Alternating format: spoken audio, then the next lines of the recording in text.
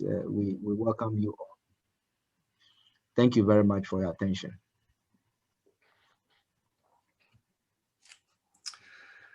Thank you. Excuse me. Excuse me. Thank you, Professor Ihito, for those words of welcome. Excuse me. My name is Stephen Jay. As Dr. Joanna introduced me earlier, I'm from the University of Liverpool in the United Kingdom, which is quite a long way from Africa, but we are absolutely thrilled to be involved in this initiative today. We specialise in marine spatial planning at the University of Liverpool, both conducting teaching and research. And we also try to work as much as possible with MSP authorities so that we're not just talking about theory, but also practice, how MSP can be put into practice in the real world. And we're very keen to support in any way that we can the uptake of marine spatial planning globally, hence our very strong interest in this event today. And it's interesting to see that interest is growing throughout Africa, partly through projects such as Marisma in Southern Africa, which we'll hear more about later on today. And that's thanks to the support of the German government. And also, of course, the Mamiwata project that's been supported by UNESCO and other bodies as well. And again, we will hear about that today. UK support is more modest, but we have been able to provide a little bit of support for this event today through our Global Challenges Research Fund, for which we are very grateful. So here at Liverpool, we've linked up with University. Et je crois que nous avons pu également. We have made a great team. We've been working together over the last few months, organising this workshop today. And we are absolutely thrilled at the level of support and interest that there has been in this workshop. This has exceeded our wildest expectations. And let me just show you some of the statistics here, if I can.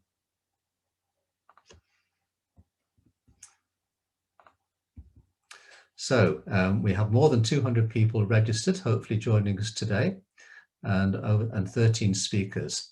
And perhaps most significantly, we have got more than 39 countries represented in the workshop today.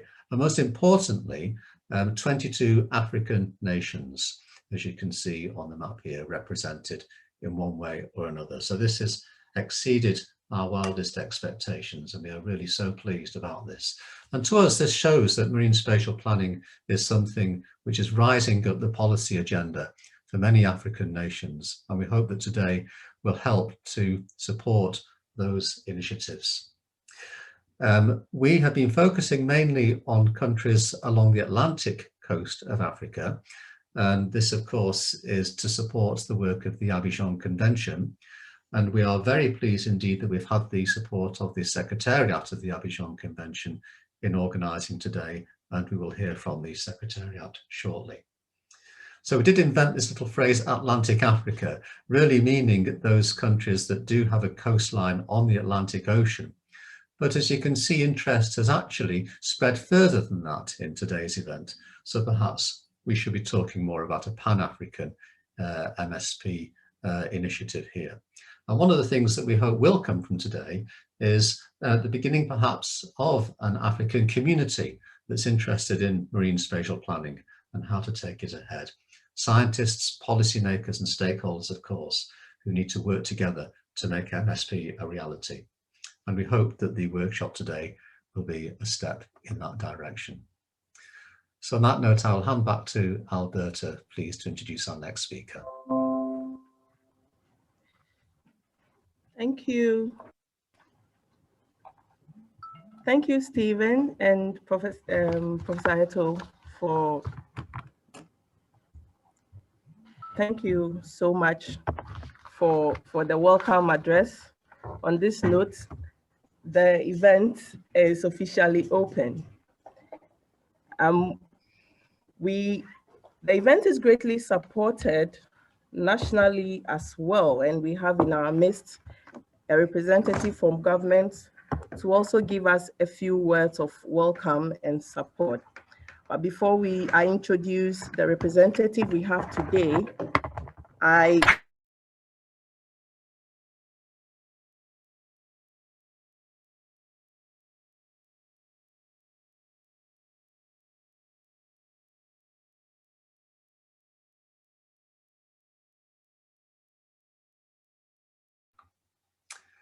We seem to have lost Alberta there. I don't know if anybody else from University of Cape Coast can help us here.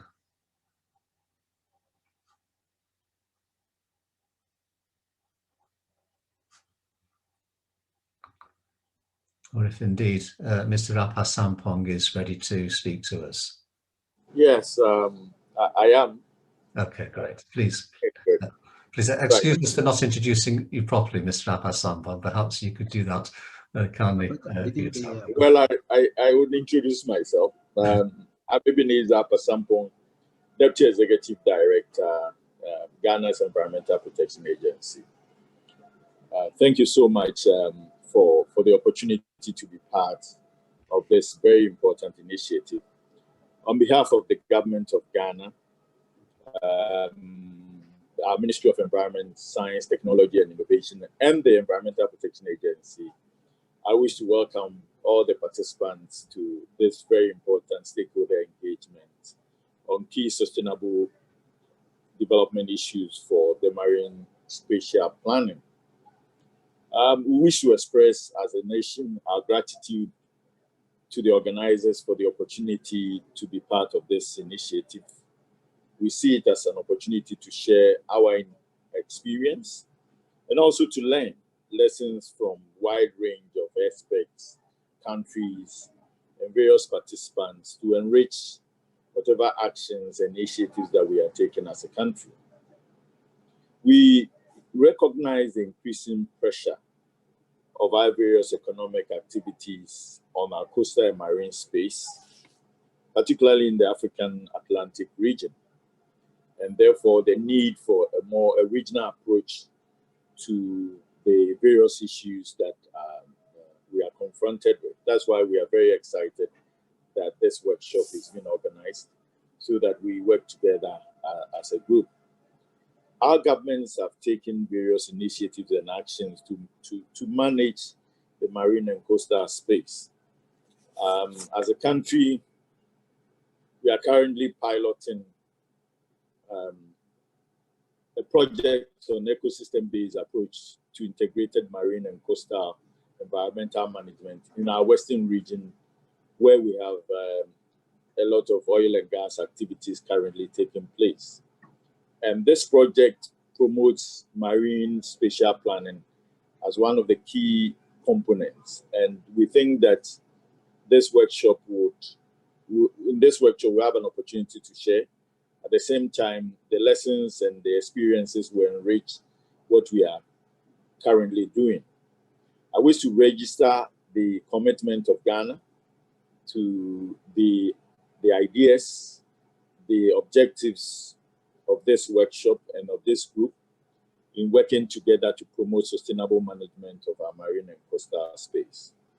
Once again, I wish to thank the organizers, UCC, Professor Ito and his team for their continued collaboration in this initiative, University of Liverpool for being part of this UNEP, the GCRF, our Abidjan Convention Secretariat, who already working with us on our pilots, and other stakeholders who have been very instrumental in ensuring that this workshop is organized.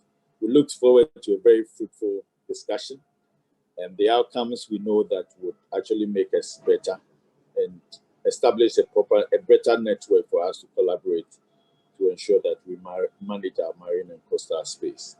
Thank you so much for your kind attention, and have a very fruitful day. Thank you. Thank you very much. Thank you so much, Mr. Rapasampong. I'm really sorry I had a technical hitch, so I was told I was not heard when I spoke. That was Mr. Ebenezer Rapasampong, the Deputy Executive Director of the Environmental Protection Agency. Thank you so much for your support for this event. I also want to add a quick word of acknowledgement to our partners, to quelques mots de remerciement. University of Liverpool, a UNEP program, GCRF, the funding institution, and the Abidjan Convention Secretariat. Next on the program, we have a representative from the Abidjan Convention Secretariat with us, who is in the person of Mr. Abu Bamba. Mr. Abu Bamba has been with the Abidjan Convention since March 2010 and the regional coordinator of the UNEP-administered Convention for Cooperation in the Protection, Management and Development of the Marine and Coastal Environment of the Atlantic Coast of West, Central and Southern Africa region. That's the Abidjan Convention 1981. This convention brings together 22 African coastal countries and has an exclusive mandate to sustainably manage the ocean and coastal zones of the region for the benefit of populations. He will tell us more about the convention as he speaks. Mr. Bamba, if you are ready, the floor is yours. Thank you.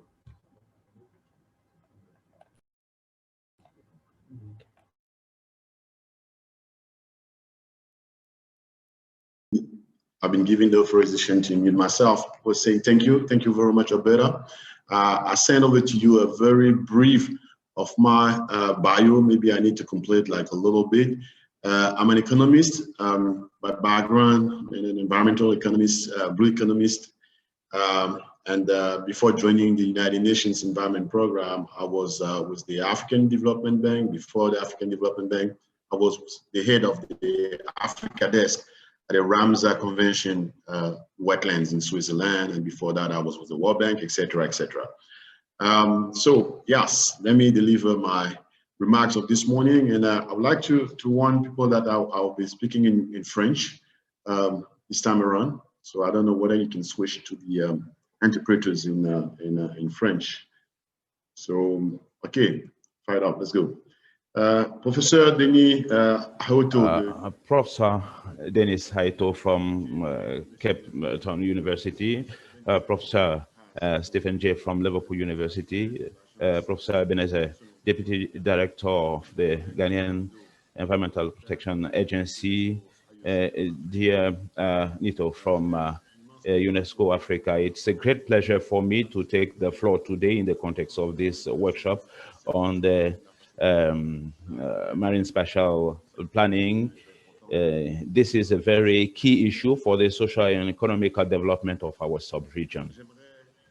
I would like, before saying more, to say a few words on the Abidjan Convention on Oceans, with more than 14 kilometers, 1,000 kilometers of coastal area from Mauritania to South Africa, Morocco to South Africa. The area of the Abidjan Convention is certainly an area with multiple stakes. It is an area which is necessary due its resources for the populations and due to the high economic potential and cultural potential.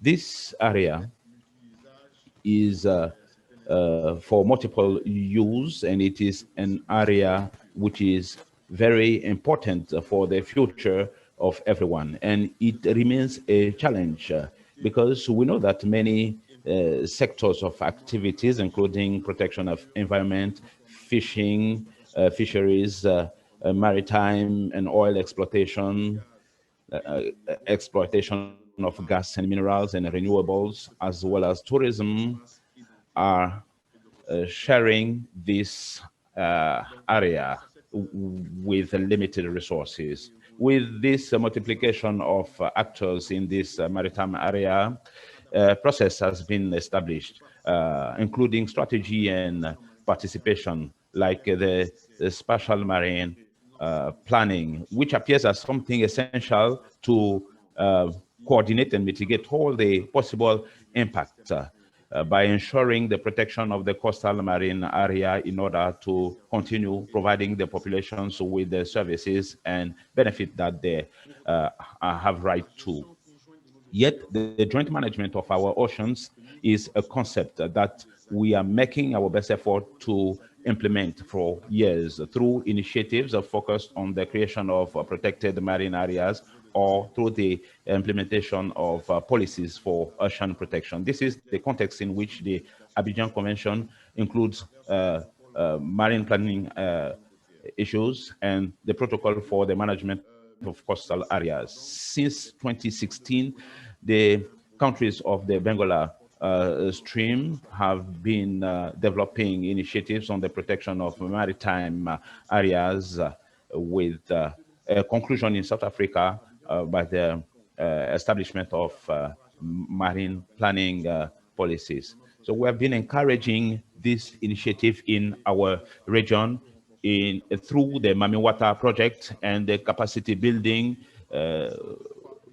sensitization, where we have identified 3 pilot countries in order to develop a tool that is going to be used. These 3 countries are Cote d'Ivoire, Ghana, and Benin, that are currently in the field of spatial marine planning. Ladies and gentlemen, we want to commend the organization of this workshop, because this is a very important topic, and we want to recognize this regional motivation. It is always important to have for such topics a common view and a common approach through sharing of experience and data in order to reinforce this initiative and provide our contribution in debates over the different topics that are on the table today, either at national level or at the level of our joint activities regarding the condition of our maritime space. Ladies and gentlemen, I want to conclude my address this morning by commending all the organizers of this event. For instance, the University of Cape Coast, University of Liverpool, and the Global Challenge Research Fund for organizing this workshop. I want to reassure you that the Abidjan Convention is totally open to working for the implementation of the outcome of this workshop. I also want to say that the Abidjan Convention is going to submit during the next party conference, which is the main leading entity, during the 3rd conference of the parties at Abidjan on the 20th of September in Congo. We're going to submit an initiative on the whole continent for the promotion and the implementation of the principles of the spatial marine areas in Africa. Because the marine spatial planning is the future of governance of oceans in Africa. By extending our deepest appreciation to the government of Ghana and the Ghana EPA, the University of Cape Town, University of Liverpool, and the Global Challenges Research. Thank you very much for your attention.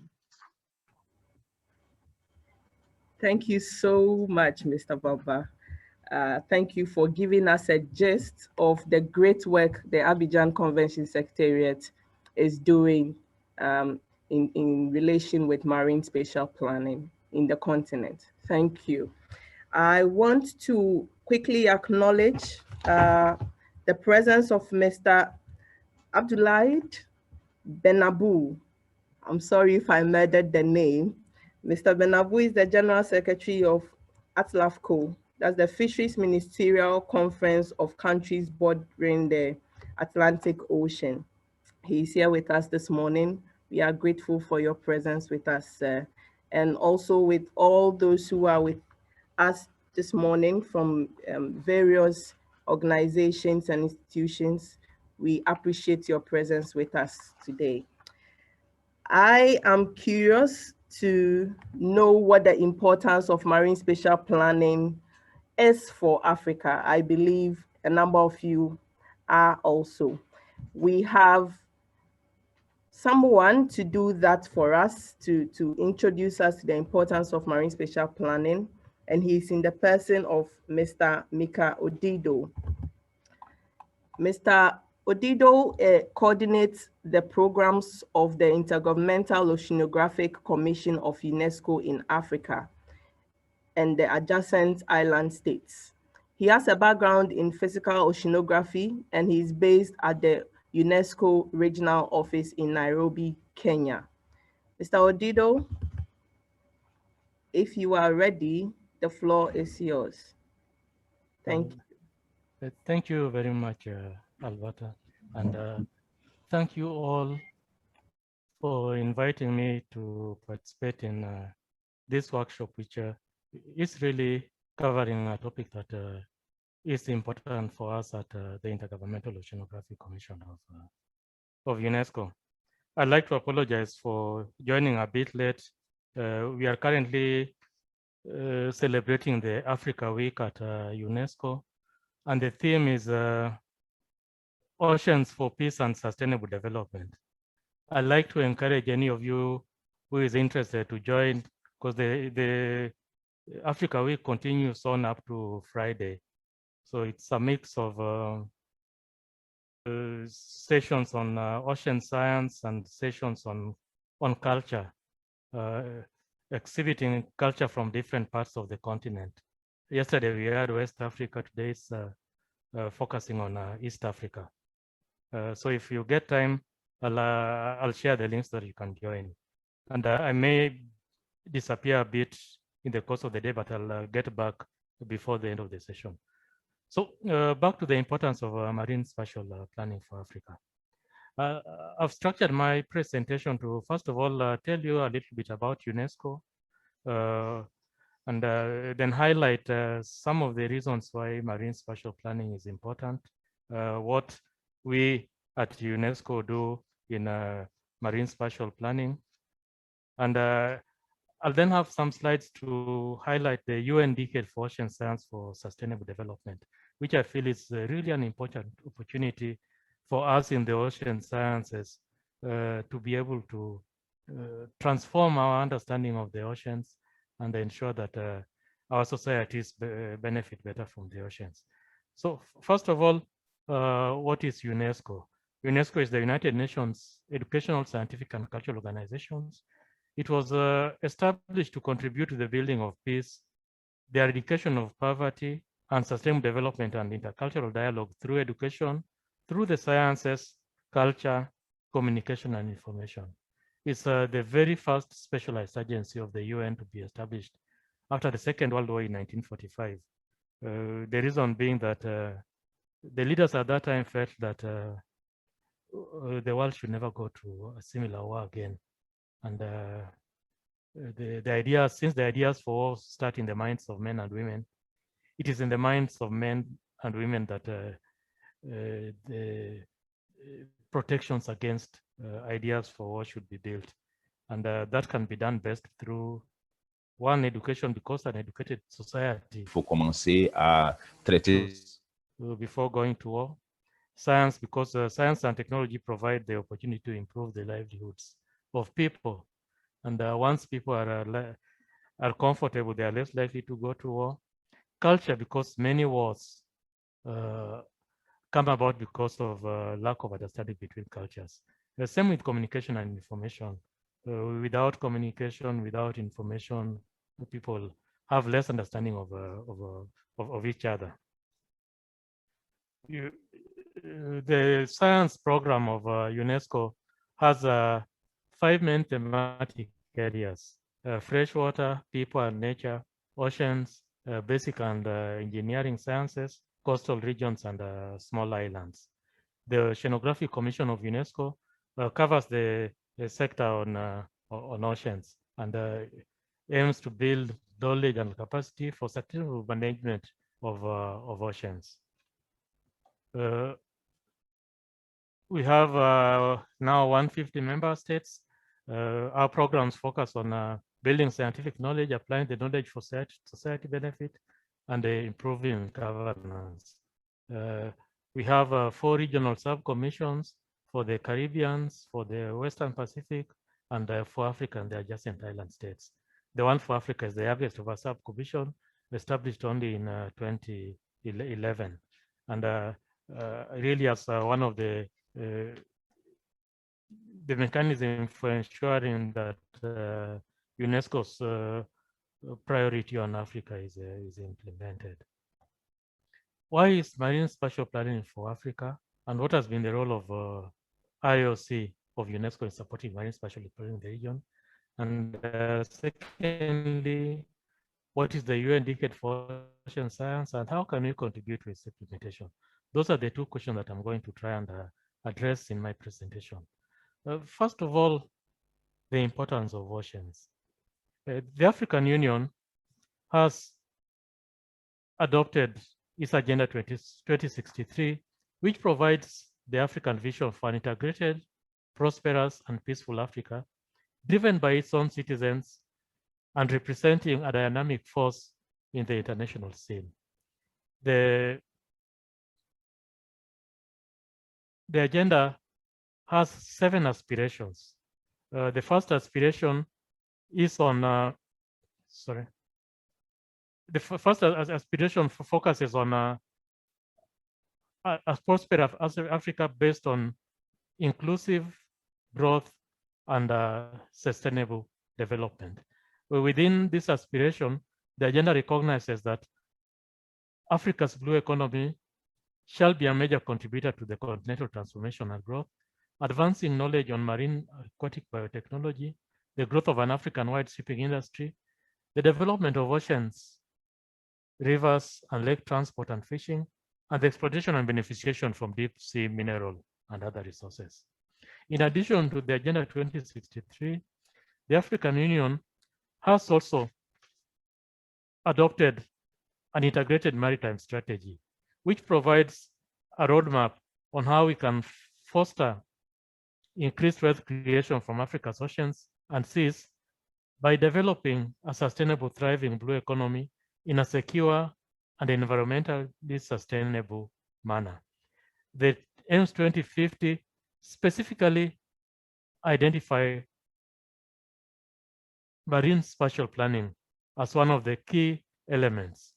If you look at the paragraph that I've highlighted, part of the paragraph that I've highlighted in blue, within the framework of the 2050 aim strategy, marine spatial planning will aim at balancing frequently competing sector-based interests so that A, marine space and resources are used effectively and sustainably. B, decisions can be taken on sound data and in-depth knowledge of the seas and inland waterways. And C, investors have greater legal certainty, encouraging Africa's blue economy blueprint. This basically is the importance of marine spatial planning from the point of view of the African Union and from the point of view of our governments by extension. I'll elaborate on this further by looking at other frameworks that we have adopted at a continental level. We have the declaration of 2015 to 2025 as the decade of African seas and oceans, the declaration of 25th July as the African Day of Oceans and Seas, and the preparation and publication by UNECA of Africa's Blue Economy Handbook, and the adoption of African Blue Economy Strategy by the African Union Commission. We also have the UN Decade of Ocean Sciences for Sustainable Development, which I will talk about later on. Why do we consider the oceans as priceless? We have a lot of resources from the oceans, and we have a lot of ways in which we can improve our economies from the oceans. Whether you look at marine fisheries and aquaculture, marine mining, offshore oil and gas resources, maritime marine tourism, construction, biotechnology, desalination, renewable energy, shipping and navigation. All of these provide opportunities to benefit from the oceans.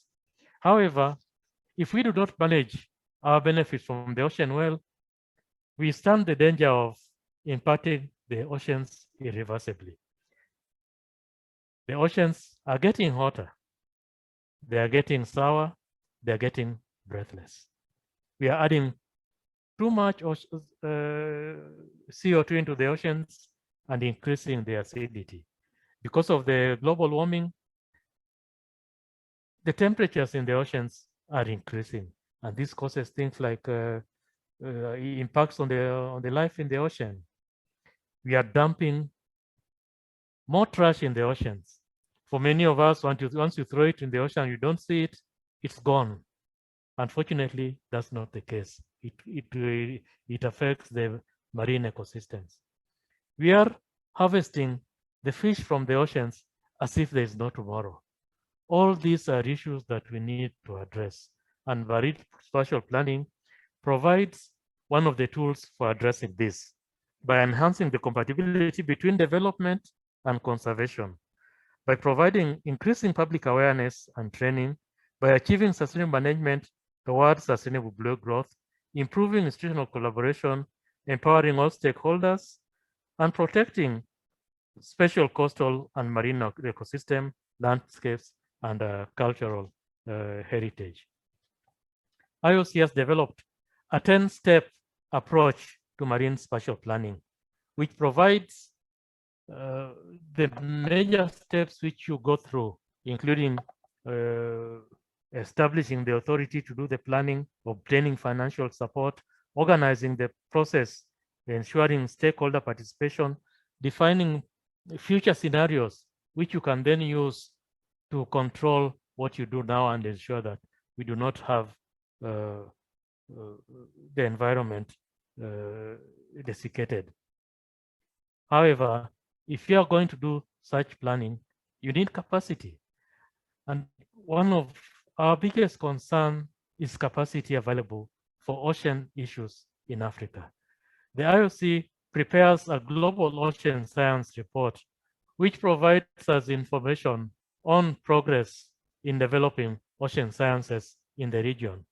The map we have on the screen has adjusted the size of the country depending on the number of publications on ocean sciences that come from the country. If you look at Africa, other than South Africa, most of the other countries have disappeared. And this is an issue of concern to us. It means we have less capacity to be able to manage our resources, less capacity for us to be able to undertake our planning. So one of the key issues that we really need to address as we look at marine spatial planning is how do we strengthen the capacity available? How do we use the capacity that is available? Because it's not just that we don't have capacity. We may have capacity, but it is not being used sufficiently to be able to generate publications, to be able to generate the information that we require for management of our ocean resources.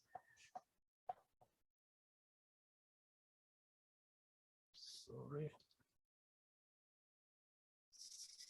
Okay, sorry. The IOC has developed a structure for capacity development for marine spatial planning for an integrated coastal management, providing tools for managing of the system, providing for collection of data. The data and the tools does enable us to develop the marine spatial plans which contribute to coastal management.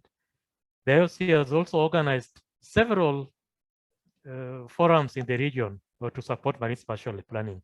At the regional level, we have organized regional workshops and training courses in all parts of the continent. In the last year, we have also started working on national marine spatial planning workshops.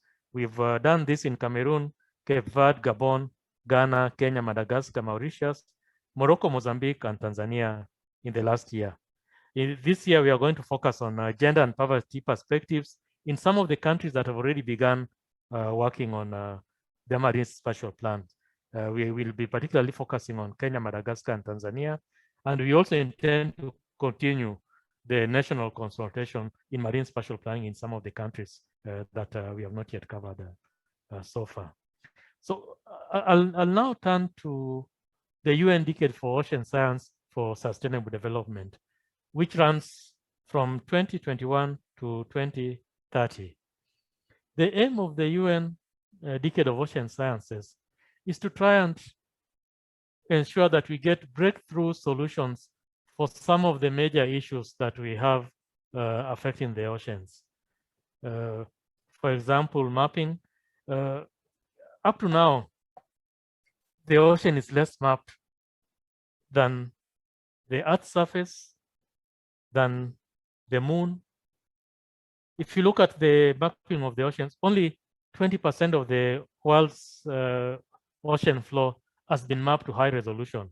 If you compare this to the moon that has been mapped to almost 100%, it shows you that we really need to do much more to map the oceans.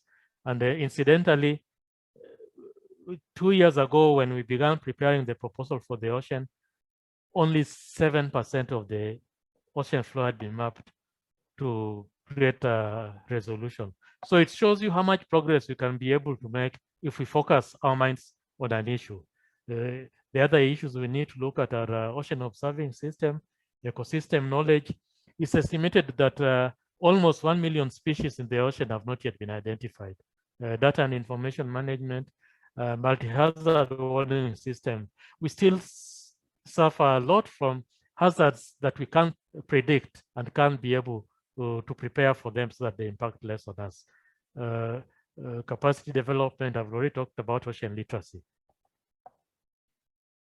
So the aim of the decade is to increase capacity to generate, understand, manage, and use ocean knowledge, to identify and generate required ocean data, information, and knowledge, to build comprehensive understanding of oceans and ocean governance systems, and to increase the use of ocean knowledge.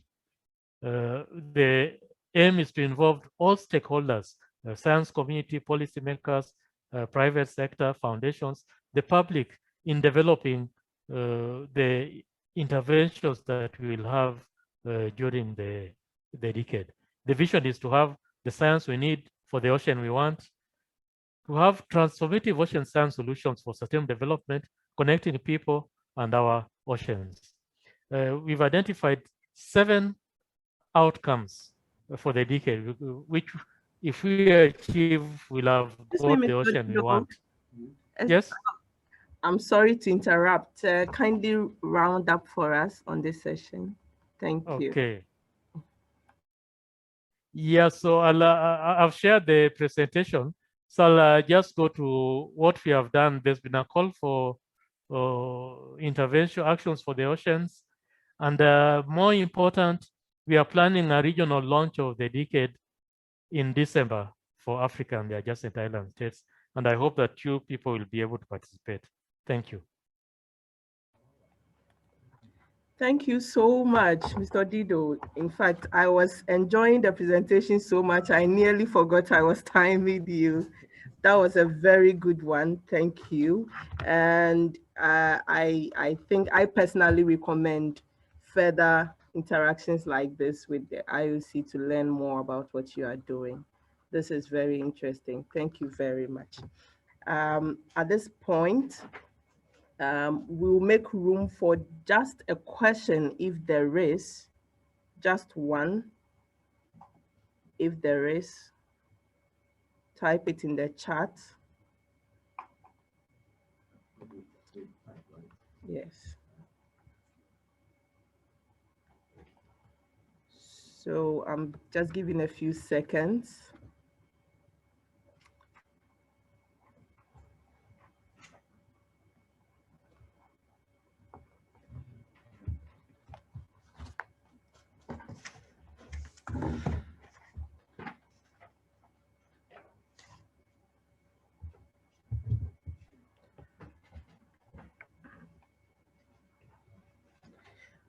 Okay.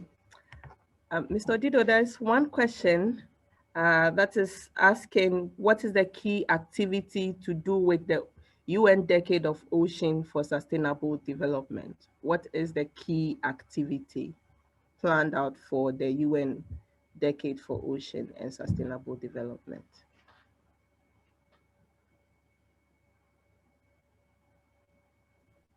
The key activity is to develop transformative ocean sciences to solve the challenges that face the oceans. In the document that I've shared, when you go through it, you'll find that 10 challenges have been identified, ranging from climate change, pollution, and so on.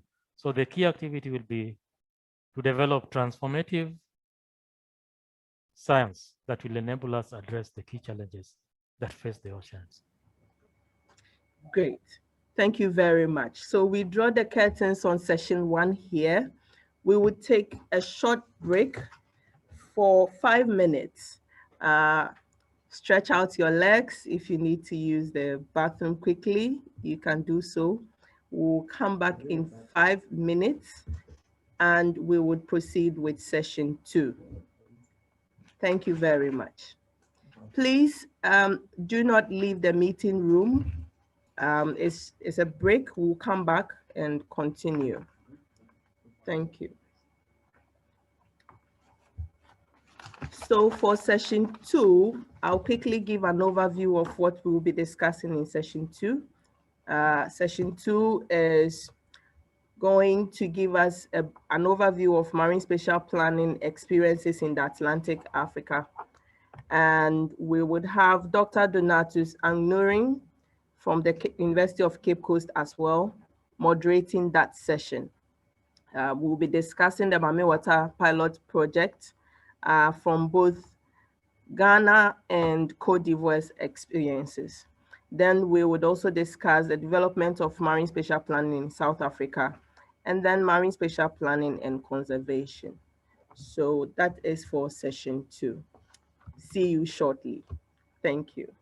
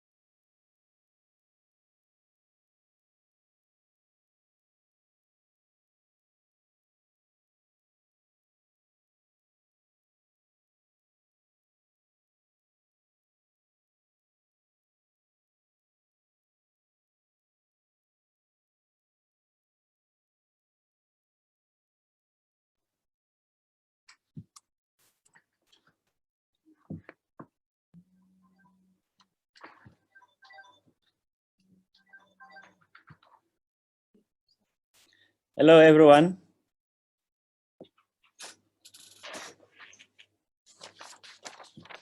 Okay, good morning again. I think the earlier moderator has already hinted us on what is next. But officially, I am Dr. Donatus Angnuring, a research fellow at the Center for Coastal Management in the University of Cape Coast, Ghana.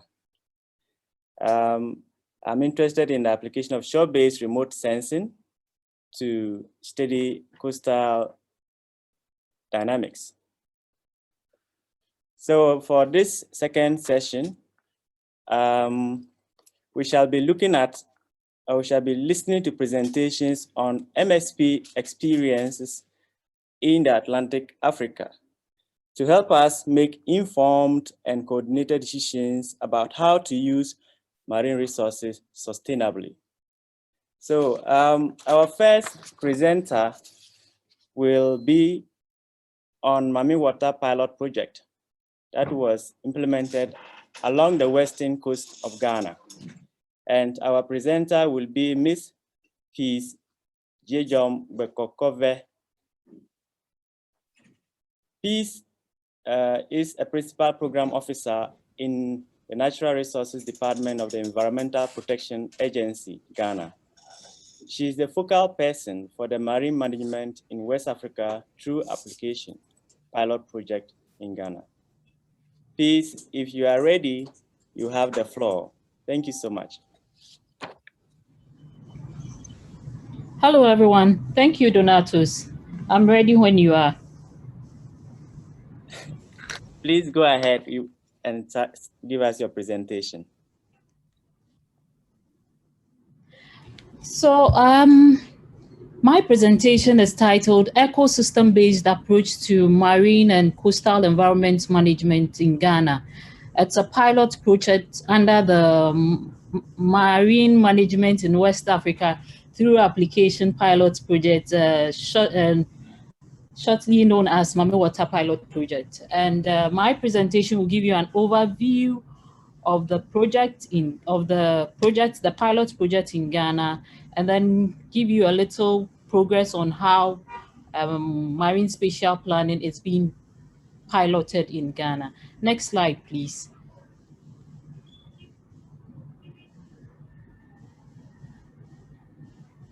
So as we are all aware, Ghana is found in the West Africa, and that's the geographical location of Ghana.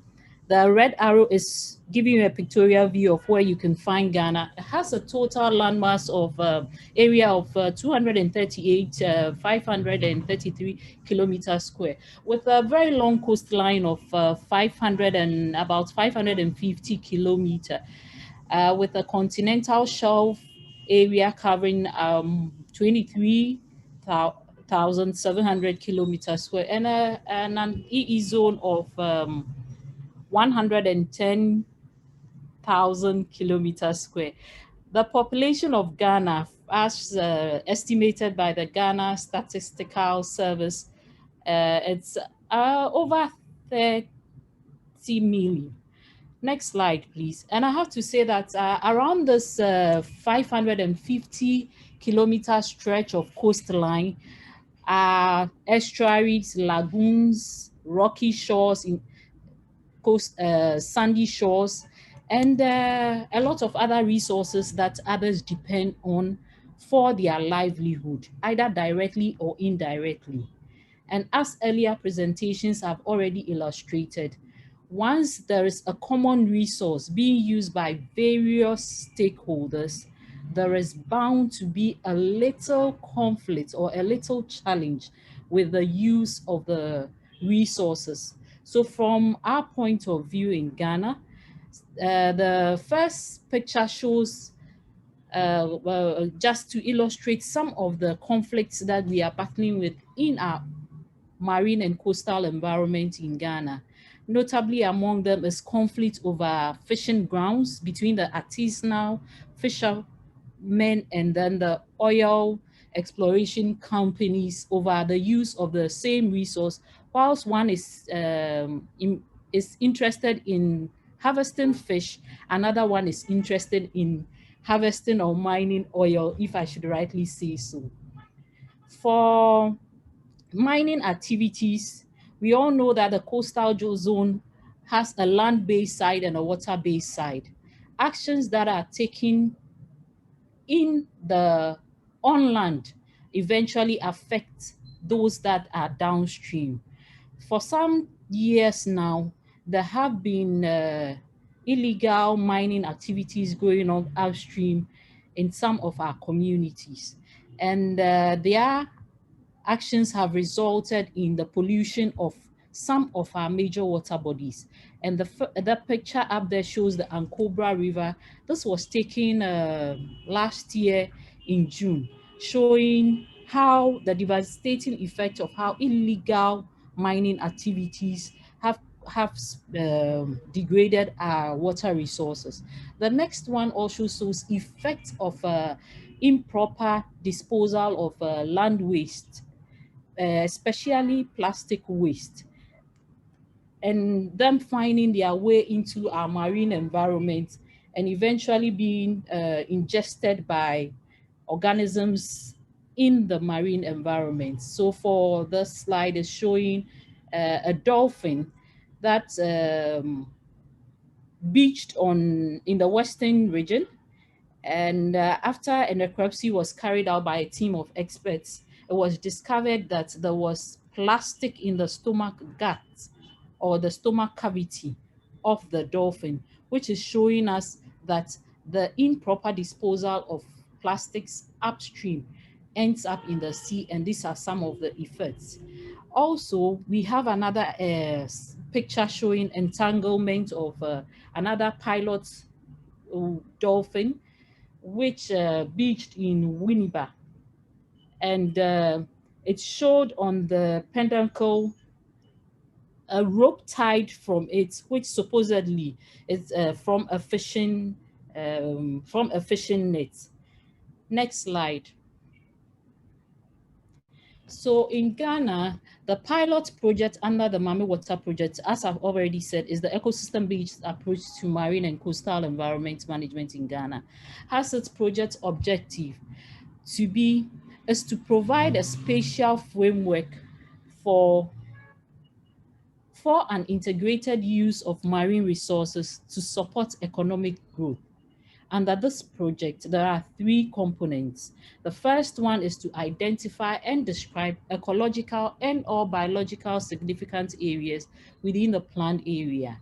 The second objective is to prepare a state of marine environment report for the planned area. And the one of importance this morning is to develop a marine spatial framework for the planned area. Next slide. So the map is giving you the geographical scope of the pilot project. And I have to say that it's taking place in 4 districts in the 4 coastal districts out of 7 districts in the western region of Ghana. For our planning purposes, we are using the landward bound, we are using a 50-meter contour inland, and we are planning to plan up to the end of the EEZ of Ghana. Next slide. As already said by the earlier presenter, in Ghana, the spatial planning process, it's not different as the one that has been presented in the IOC UNESCO Manual for Marine Spatial Planning. It also follows a similar project. So for our work, a number of activities have taken place and are still ongoing in order for us to arrive at a marine spatial framework for the area. A number of working groups a number of working sections have been done. And I have to say that the working sections brought about a lot of stakeholders, which I'll give you the names on the last slide. The first action had to do with training, capacity building, and also to do mapping of where we can get what data, how we can get it from, and which institution we can contact for that. And that was the first step that was taken. When all this data was collected, we had a validation workshop on the existing situation. Analysis has been done partially to identify some of the gaps, and we hope to move on to do the projections. And also, I have to say that this exercise has not been a one-off activity. It keeps on going. It's more of a cyclical way of doing the work, in that we have data collected, you go back, it's assumed that others have the data, and we've met a bit of challenges. I have to bring in that for Ghana's marine and coastal environment, there are various stakeholders who are all mandated one way or the other to either manage, use, regulate the resources. And I have to say that when it comes to the issue about regulations, Ghana is well placed with a lot of laws for marine spatial planning. Notably among them is the enactment of the Land Use and Spatial Planning Act in 2016, Act 925, which transformed the then Town and Country Planning Department to Land Use and Spatial Planning Authority. And this provides the necessary authority for land use and spatial planning to lead in the development of spatial framework for the. Ensuite, en plus de cela, nous avons la loi EPA de 1900. To coordinate government agencies and district authorities in managing and protecting the environment, and also the Environmental Assessment Regulations of 1999, LI 1652, which provides the framework for regulating activities and protecting environmentally sensitive areas. So as the process is going on, we hope to prepare alternative scenarios, and this will again be presented to the stakeholders for stakeholder validation, after which the final spatial framework will be prepared again, and another workshop held to validate the final work plan. Then we'll look forward to the approval of the report by the Regional Coordinating Council and then the NDPC. Next slide, please. So for some of the maps that have been developed, for lack of time, I just chose two out of the lot. The first one on your screen, starting from left to right, my left to right, is showing the plant area with places that bird nesting sites and roosting areas for waterfowls of migratory birds. It's also showing the nesting sites of turtles.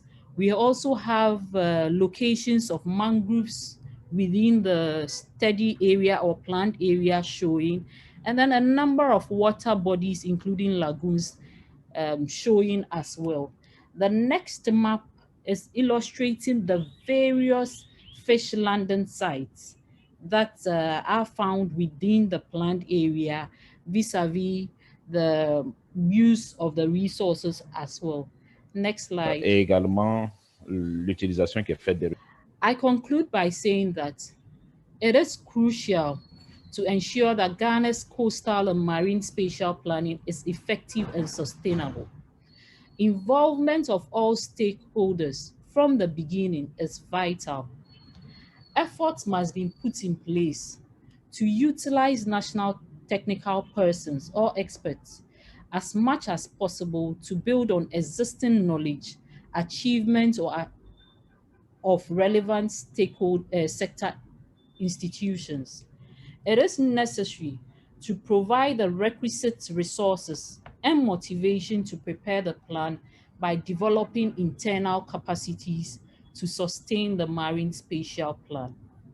The advantages of adopting this strategy by preparing the plan internally is that it provides a platform for learning by doing, which would encourage people to own the plan and also go on to implement it. I have to say that working with various stakeholders have brought to fore that we have knowledgeable and experienced professionals who have been developed by various institutions, which we can harness to move the agenda for marine spatial planning in Ghana, and also transfer knowledge and maintain the marine spatial process in Ghana. I end by saying that the planning process must be started with the available resources because the time is now. Next slide. This pilot project wouldn't have been possible without the funding and commitment of various institutions. I would like to take this opportunity to thank the government of Ghana, who is co-funding this initiative with the German Federation Ministry for Environment, Nature Conservation, Building and Nuclear Safety through its International Climate Initiative. And the pilot project is receiving technical support from Abidjan Convention Secretariat, from Great Arenda of Norway, and as part of the pilot project, we are getting expertise from the International Ocean Institute, African region in South Africa, Environmental Protection Agency, Sierra Leone, then Center of Civi Ecologique of Senegal. The project is successful and has representation. Sorry to interrupt you. I think you should just wrap up. The time. I'm almost at the end of it. Thank you. So the various key stakeholders which we have been working with involve the Ministry of Environment, Science, Technology and Innovation, Environmental Protection Agency, Land Use and Spatial Planning Authority, Fisheries Commission, Ghana Maritime Authority, Wildlife Division, Department of Marine and Fishery Sciences, IESS of University of Ghana, Center for Coastal Management, Regional Marine Center, Center for African Wetlands, Yempuano and NGU, and especially the chiefs and people of Ahanta West, Nzima East, Jomoro municipalities, and Lembele district, and all the various district assemblies within which this pilot project is being done. Next slide. Thank you very much. Okay, thank you so much, Peace, for this inspiring and very interesting presentation. There is one or two questions. Yeah, there are one or two questions that audience may just want to clarify. The first one is, in Ghana, is there no emergency plan for the fight against marine pollution? Peace, did you hear that? Please, if you can respond. Yes, I did. Specifically, which of the pollution aspects are you referring to? I can readily give you a response to when it comes to oil spill. I have to say that we have an oil spill response plan for managing that situation should there be. That is one example that I can readily give you. And I have to say the Environmental Protection Agency, in collaboration with other stakeholders, do work on that aspect. Okay. The second question is, the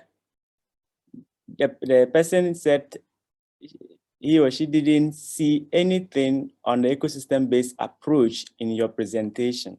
If you can maybe clarify on how the approach was implemented. Thank you very much. Due to time limits, that's how come I had to skip I had to take some things out. But we all agree that the marine and coastal environment involves various stakeholders. who are doing one way or the other, that they are being mandated to do it. So when it comes to the ecosystem-based approach, we are looking at various plans and trying to integrate it and how we can use it to manage the resource that we have. And I made mention of various stakeholders at the end of the presentation. They are one way or the other mandated to manage the resource at hand. So involving them in coming out with a plan is one way of ensuring all hands are on deck. Thank you. I can also see another one that says, I do not see the link between the Mami Water and the presentation. Hello. Yes, please. I think for the sake of time, we will, we have a time for questions that will come later in the day. We will try to bring the rest of the questions there. But for the sake of time, we would like to take our next presenter. Okay, thank you very much. Yeah. So thank you once again, Peace, for this wonderful presentation. Our next presentation will be still on Mami Water project, but on the Côte d'Ivoire experience. And this will be given to us by Miss Alison Amusu. Alison is a graduate in environmental policies and sustainable development. She joined the Abidjan Convention team in 2015. She is involved in holistic projects dealing with the integration of key policies and actions for the protection, sustainable development, and enhancement of the marine and coastal environment, as well as the conservation of its biodiversity. One of the main projects she is engaged in focuses on integrated ocean management. Ms. Amusu, please, if you are ready, the floor is yours now. Thank you.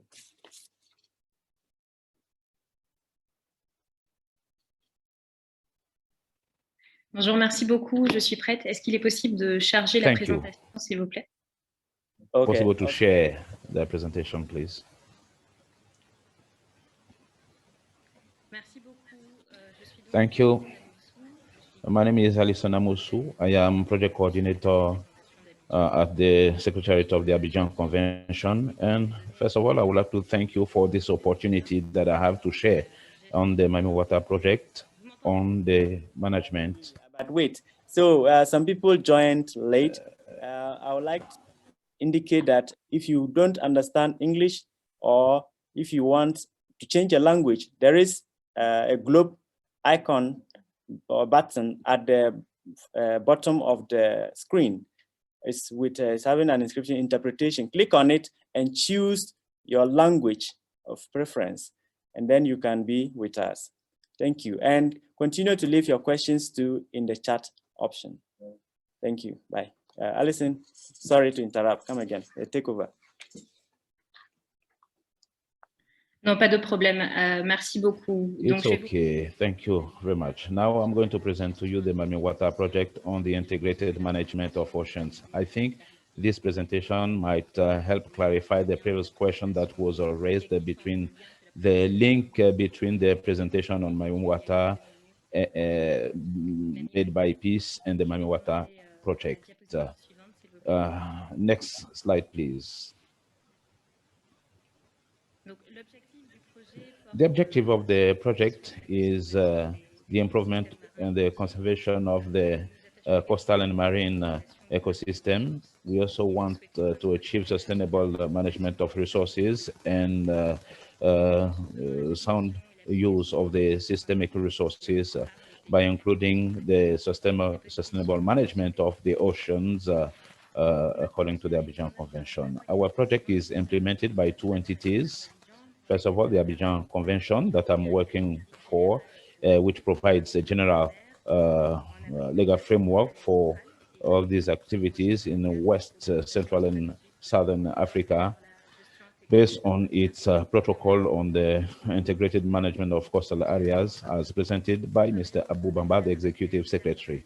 We are working with the Grid Rendal, which is a Norwegian non-profit organization, and which is aimed at working for capacity building and motivating decision makers for the improvement of environment. And all this wouldn't be possible without the financial support of the German Ministry of Environment Protection of Nature. Next slide, please. What are the objectives and what are the components? The objective that I mentioned earlier will include two approaches: the implementation of the integrated development and capacity building at a regional and national level for these tools to be applied. For this, we have 3 pilot countries, Benin, Cote d'Ivoire, Ghana, that are going to provide us with implementation data, the 3 tools for integrated management of oceans, marine planning, spatial planning, and identification of ecological areas based on biodiversity. Now, in this context, the countries will have 3 types of expertise. We have the environmental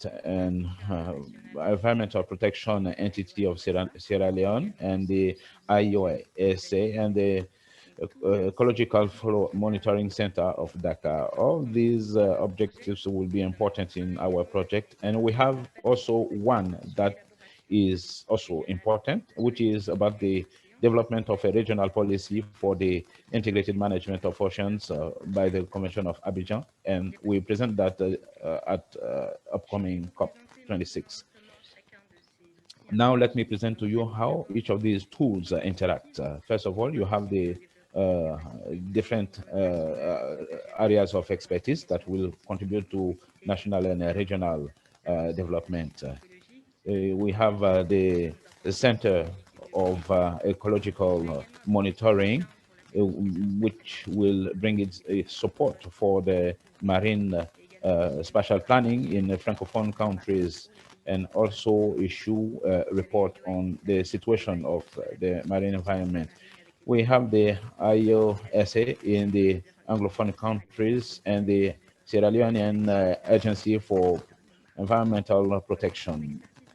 So the centers of expertise will support countries in the implementation of their tools through the development of practical tools, supporting countries on a daily basis in the unrolling of the activities, as said by Peace. These kits, these handbooks are available online on the website. If you go there, you will see the content and the details. I will provide some details in my last slide. So these centers will be in charge of capacity building and organizing training workshops. They have a role of support and counseling for the countries to achieve the goals that will have been identified. Their role is not going to be limited to pilot countries. They will share their findings and teachings with other organizations in the region and provide the support to other countries. I can mention the example of a workshop on qualification that was organized at Sao Tome last year in February 2020 for countries in the WACA program. We also have a training program requested, so capacity building requested for marine spatial planning organized by experts of the Senegalese Center for Senegal specifically. On the long run, what we hope is that the centers could summarize all these training programs, fine-tune the tools, methods, and processes, and share these experiences at a regional levels. Next slide, please. So the pilot countries, we have 3 of them, based on selected based on their capacity to implement and on their national commitment. They are in the heart of the project because they will implement the activities. They are led by local implementation entities the Ministry of Environment in Benin, the Pollution Control Center of Cote d'Ivoire. The pilot project will be presented by Mrs. Kwadjo, who is participating to this meeting, and you have the Agency for the Protection of Environment in Ghana. The specificity of this component is that this country will have a national project that has been prepared by each country based on the problems or the gaps identified, and they will collaborate with different stakeholders at local level that have interests, and for the marine spatial planning also. So we are supporting learning through implementation, so learning by practice, and this will certainly involve the whole community around brainstorming at national level. Countries will then share their knowledge with other countries in order to reinforce their knowledge at a regional level. As an example, you have different countries of the Abidjan Convention that have participated in capacity building workshops organized by pilot countries based on their respective interest. Next slide, please. More specifically on the marine spatial planning, this is what we have done. We have developed an orientation guide for the member countries, and we are the process that we are following is similar to the one provided by UNESCO. We have a realistic approach which responds to the needs of the countries and based on the available information and capacities, existing capacities. We have also participated in the mapping of marine spatial planning in several countries. One last thing, last year, in the implementation of our activities, we tried to have some capacity building for the different stakeholders through a tool that enables all the stakeholders and even the public to participate in this process, which is an inclusive one in a new approach. And thanks to this initiative, we have mobilized more participation.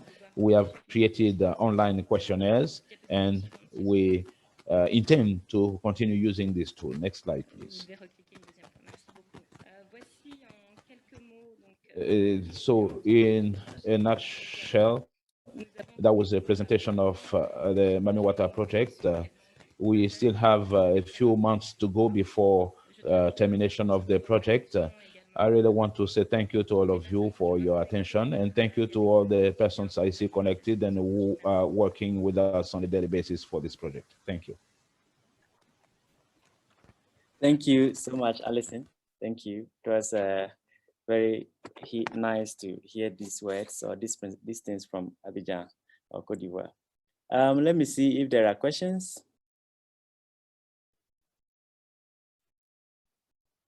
Okay, so the question is in French. I will try to to read it, but the person would like to know if it is possible to have a marine spatial planning for Cameroon. Alison, is it possible for you to respond to this? Thank you. Oui, merci beaucoup. Je pense qu'il est tout à fait possible d'appliquer une planification. Thank you. Yes, I think it's possible to have an MSP for Cameroon. Cameroon has been showing a lot of interest for the implementation of this process, and our focal point has participated to the Abidjan Convention to a workshop for capacity building organized by the Ecological Monitoring Center of Dakar. They have also been closely monitoring the implementation of this with Benin. Okay, so yeah, that was a question by Cedric LCCL. The next question is from Samira Idelalain. est-ce que le Maroc est impliqué dans cette initiative?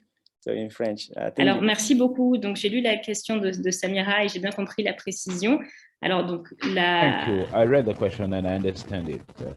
Morocco is not yet, like Mr. Bamba said it, but hopefully they will ratify the Abidjan Convention. The process is ongoing, so we really want to commend them for the involvement in this process. We have been collaborating with Morocco and we have had fruitful discussions on issues like plastic pollution. Okay, thank you. Then we take one last question, who is from Brice Didier Kumba. I think, Alison, you can see the question. Can you respond? Quelle institution met a ouvert ces projets au Gabon?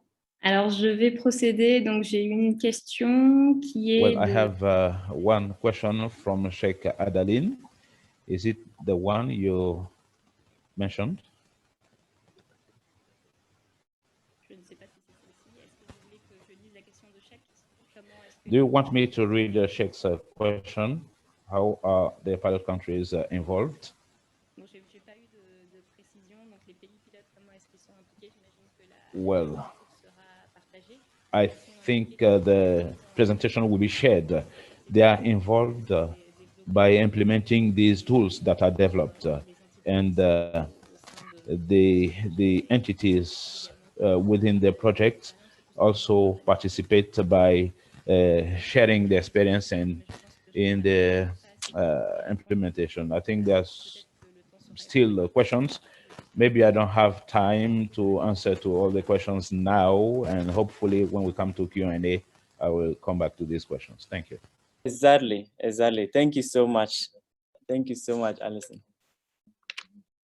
Yes, because of time, so the rest of the questions will be asked during the Q&A. Is it? All right. So our next presentation, by the way, Alison, that was nice and interesting. We'll go further to the next presenter. This will be on the MSP implementation in South Africa. Our presenter or presentation will be given by Mr. Moses Ramakulukusha. Mr. Ramakulukusha is from the South African National Department of Fisheries, where he is a control environmental officer responsible for the facilitation of marine spatial planning. He is currently part of the MSP Secretariat and the National Working Group. Mr. Ramakulukusha, please, if you are ready, kindly have the floor. Thank you. Thank you very much, Babintar, and good afternoon, colleagues, and good morning, colleagues. I hope you can hear me. I'm gonna be sharing my screen right now. Okay.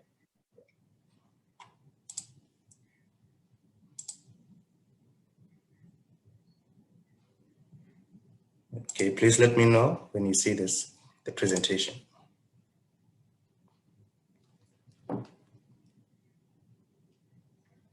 All right, can you see the presentation? Yes, that's good, thank you. Okay, thank you very much.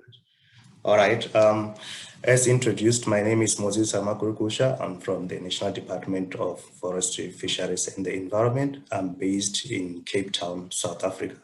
So I'll be sharing a presentation on the developments around MSP in South Africa.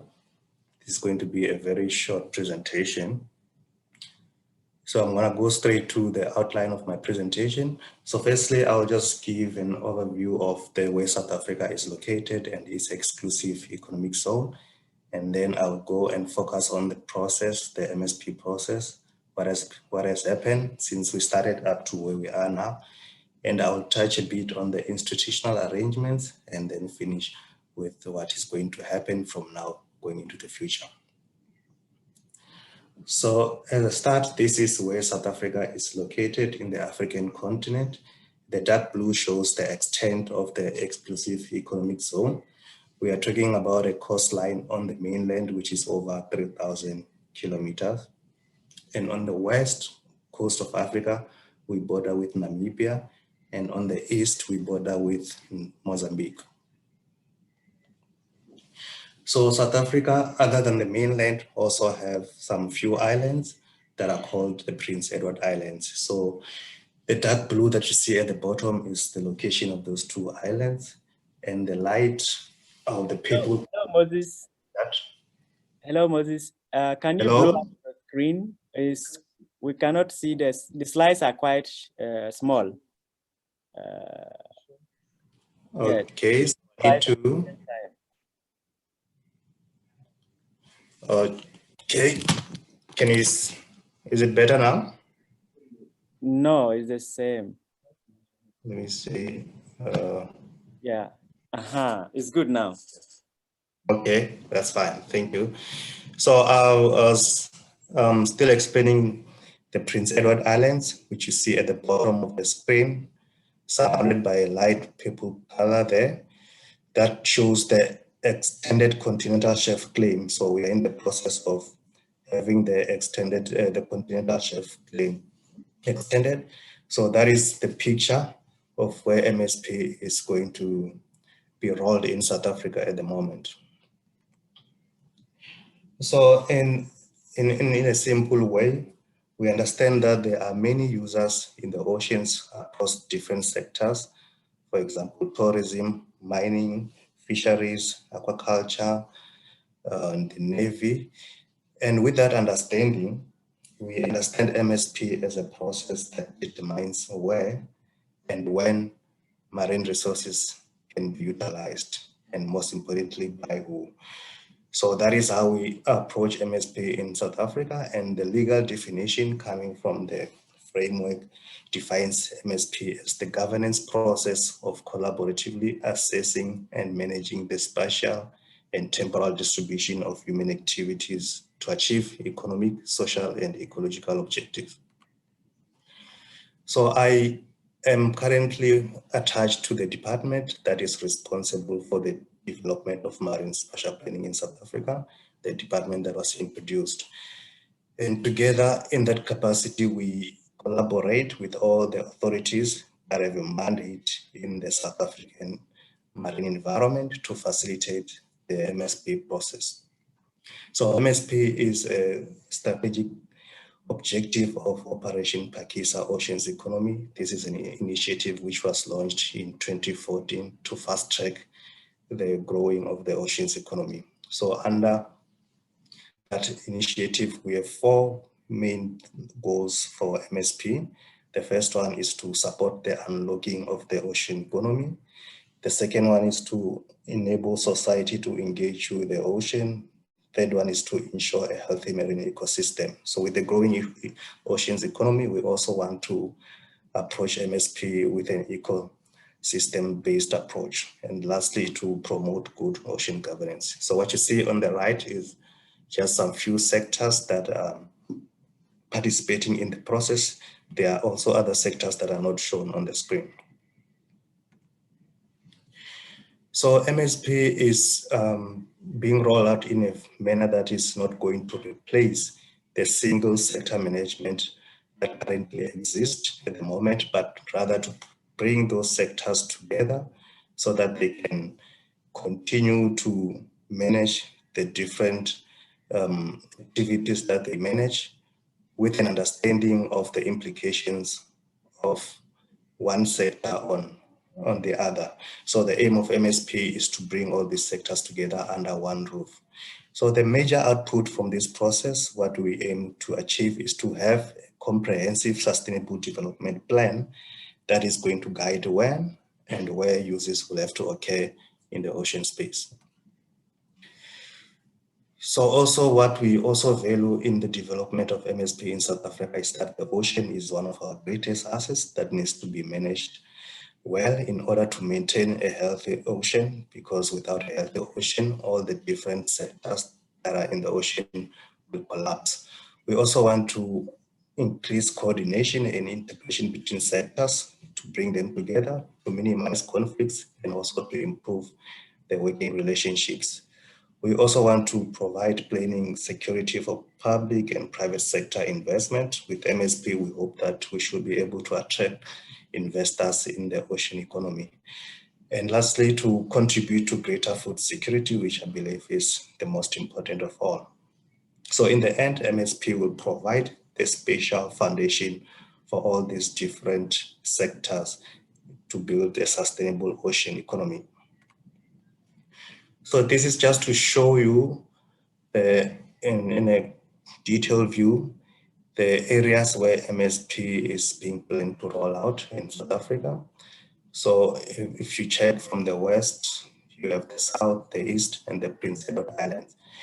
So due to the different resources that occur throughout the coastline, some only exist in certain areas. For example, in the western, you have a traditional fisheries sector, which is very much developed, but on the east, it might not be as developed as on the west. So the approach is to divide the South African ocean space into 4 big components that will have each own plan.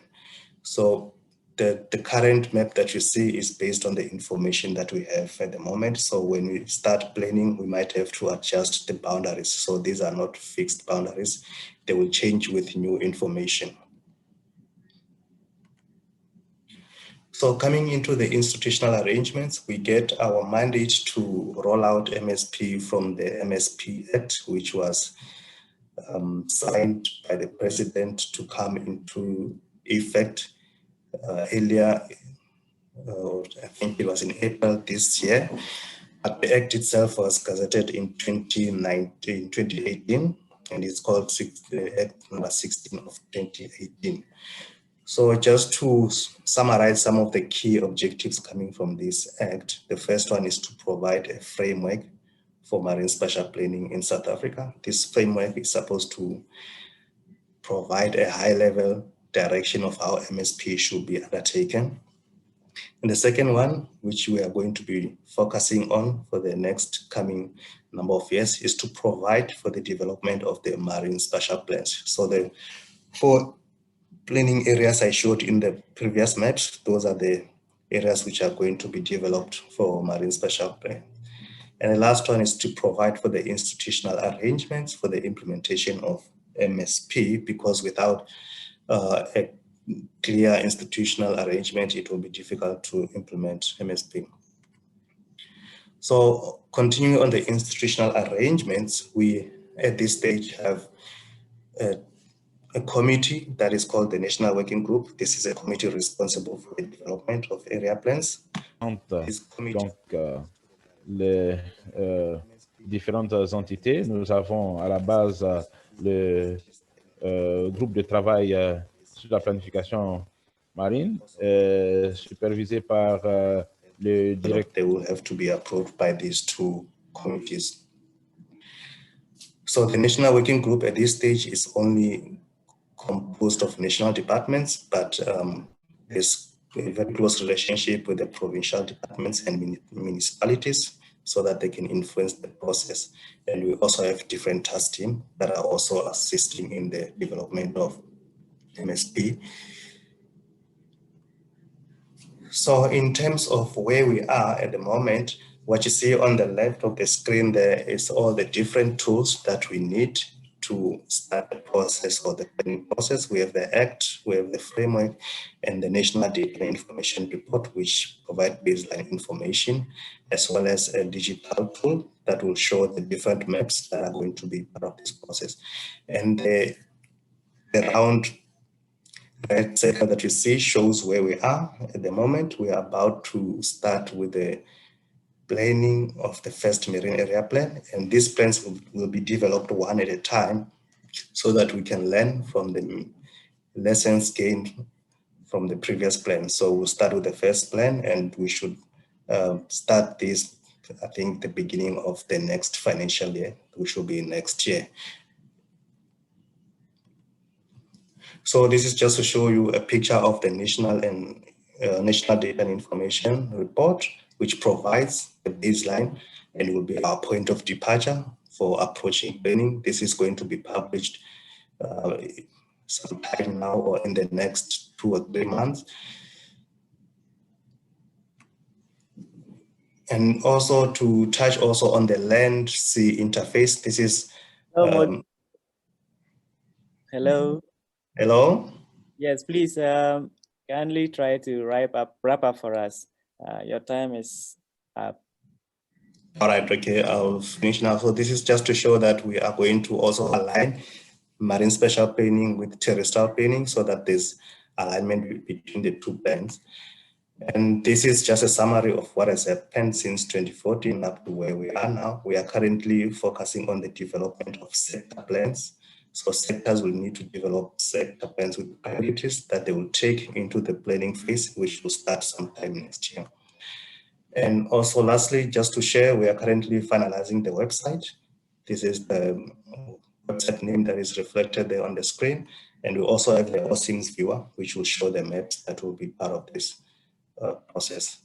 And lastly, thank you very much. Back to you. All right, thank you so much. Thank you so much. Your name is very nice. Let me pronounce it again. What did you, I don't even remember. Rama Kulukusha. Thank you so much, Mr. Rama Kulukusha, for this interesting presentation. I see a lot of things being done in South Africa, and it corroborates with the other things that are also done in Abidjan and other countries. There are some few questions that they have put in the chat that I will read to you. The first one is, what is the difference between marine spatial planning and maritime strategy? Mr. Binesi Komla Akaku is the one requesting for this information. Please, could you address it? Okay, thank you very much. I think I will attempt to answer the first one, the difference between marine spatial planning and maritime strategy. I think across different countries, these two terms, marine and maritime, are used interchangeably. So we use marine spatial planning, and I've defined that at the beginning of the presentation. But in simple, marine spatial planning will be a process that you will use to determine how resources should be utilized in the ocean by allocating space to the different users, whether it's mining, fisheries, tourism, aquaculture, or biodiversity. So this process will allocate space, time, and where. And then the maritime strategy, I think that will be a strategy that will have to be developed maybe to address MSP or any other maritime related activity. So I think the maritime strategy will differ according to what it's supposed to achieve. But in our case, we have the MSP and also the MSP framework, which is a strategy that we use to roll out MSP. Thank you. The last question is on from Samira. She's asking states who already have a legal and institutional framework on ICZM, I think Integrated Coastal Zone Management, should they settle down on a new framework for MSP? That is the question. All right, so maybe if I can answer that from the context of South Africa. So before MSP was rolled out in South Africa, we had the Oceans Environmental Management White Paper, which was published sometime in 2013. And the initial plan was to have MSP coming as one of the objectives of that white paper. But when Operation Pakisa was launched, the recommendation was that we needed to create a new legislation that would be able to better address the multi-sector nature of MSP, because I think the ICZM in most cases might be a very sector legislation, maybe focused more on biodiversity. So in our case, we wanted legislation that would be able to respond to tourism, mining, environment as equally. And that is why a new framework or a new legislation was developed for MSP. But initially, the idea was to have it in one of the sector legislation. Okay, just one more. Could you put on your video so that we will see you? And okay. All right, thank you. All right, so thank you so much, Mr. Moses Ramakulukusha. Thank you very much. Kulukusha. He is with the Department of Environment, Forestry and Fisheries, South Africa. Thank you so much. Then we take our last session, our last question for session 2, our last presentation for session 2. That will be on marine spatial planning and conservation. This presentation will be given by Dr. Anya Kreiner, who is a Chief Fisheries Biologist, Ministry of Fisheries and Marine Resources, Namibia. Dr. Anya joined the National Marine Information and Research Center at the Ministry of Fisheries and Marine Resources in Swakopmund, Namibia in August 1998. After working on small pelagic fish, zoo and plankton research and coastal zone management, she's now heading the subdivision environment in the Directorate Resource Management and is the chair of the Marine Spatial Planning National Working Group. Dr. Kreiner, please, the floor is yours. And if you are ready, kindly give us your presentation. Thank you. And also show us, yes, that is what I wanted to say, a video. I put on the video, thank you, so that you can all see me. Yes. Okay, can you see my slides? Yes, it's looking good. Okay. Thank you very much, and thank you for the opportunity of presenting one aspect of the MSP in Namibia. And I chose to focus on MSP and conservation because I think we follow a bit of a unique pathway, but I think a pathway that could be copied by many other countries. But notwithstanding, I will still give you a short overview over our MSP in Namibia. And in 2012, MSP and the ecologically and biologically significant areas, and Peace mentioned that already, under the CBD, have been recognized in our National Biodiversity Strategy and Action Plan #2. MSP and IPSAS were prioritized in the Benguela Current Convention. At that stage, it was still a commission, Strategic Action Plan in 2014.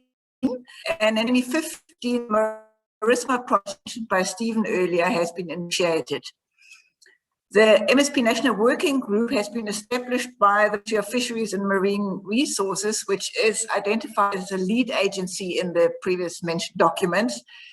And in 2017, the MSP and IPSAS were prioritized in our National Development Plan 5 as part of the mis en place par le ministère de tutelle en 2017. One of the main tools to achieve the blue economy. And just to mention that Namibia is actually a member of the high-level panel on blue economy. Where are we at the moment? We have completed our current status report, knowledge and evidence base for planning, and that has involved also a lot of stakeholder consultation. We have developed a national MSP framework, which is a high-level guidance and direction for MSP in Namibia, because we also split our coastline in 3. So this is just to ensure that we follow the same guidelines for all marine spatial plans. And we have drafted the Central Marine Spatial Plan, and that's the country's first marine plan with detailed development priorities, and it is in its final draft stage, and it's actually approved by the ministries on the technical level, and we're now seeking approval on the political level, and then we will go out to outside stakeholders to get their input and final approval. We have also proposed some options for institutionalizing MSP as a standing operating procedure, because currently it is not institutionalized and funded by a project. So we're hoping to get that done before the end of the project. And the Blue Economy Technical Committee and the MSP National Working Group are cooperating closely and hopefully even closer in future. So now I'm going to go to my actual topic, and that's the EPSAs and MSP and how they are related. And although MSP is driven by a strong economic agenda, its potential to contribute to critical conservation and social objectives is recognized throughout and has been key in initiating MSP. So it's not only about the economy, it's about also sustainability. And that's also natural sustainability. And under our MSP National Working Group, we have established an EPSA task team who looked at the development of the EPSAs, and that includes government officials, but also a lot of members from non-governmental NGOs in the conservation area. And we have done or implemented systematic conservation planning as a process, and that has been key in supporting the ecosystem-based and precautionary approach as a part of the MSP. And that has been done through the Benguela Current Convention support, mainly by the Nelson Mandela University in South Africa. So you will find that for the other Benguela Current Convention countries, Angola and South Africa, they also have done a lot using systematic conservation planning. So the EPSA provides priority areas for future expansion of MPA network, or one could also say conservation network, because marine protected areas are sometimes just on paper. And the EPSAs feed into the marine spatial planning as the conservation layer. So what is systematic conservation planning? It's a science-based mapping process for identifying ecologically important areas. It's data and science-driven. It identifies priority areas for conservation. If we don't have priority areas, if we say we need to conserve everything, then of course negotiations become very difficult, and then it's really difficult to say which are the most important areas. So through SPC, these really important areas have been highly refined and strictly mapped.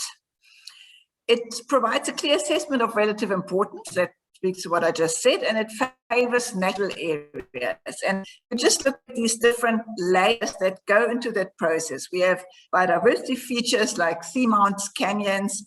We've got different pressures, talking to natural areas, so highly impacted areas by intense trawling, for example, or mining already.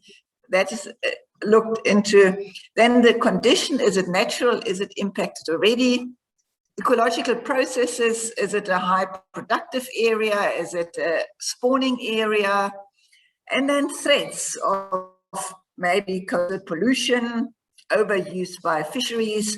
So all this information are layered, and from that, through the process, you identify priority areas. And here you can see for the whole Benguela Current coast, including Angola and South Africa, how these maps then start looking.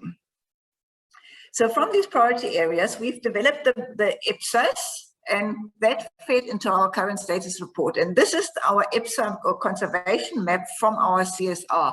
And we can see these brown areas are actually EPSAs. And you can see they've got some funny shapes because they've been so highly refined.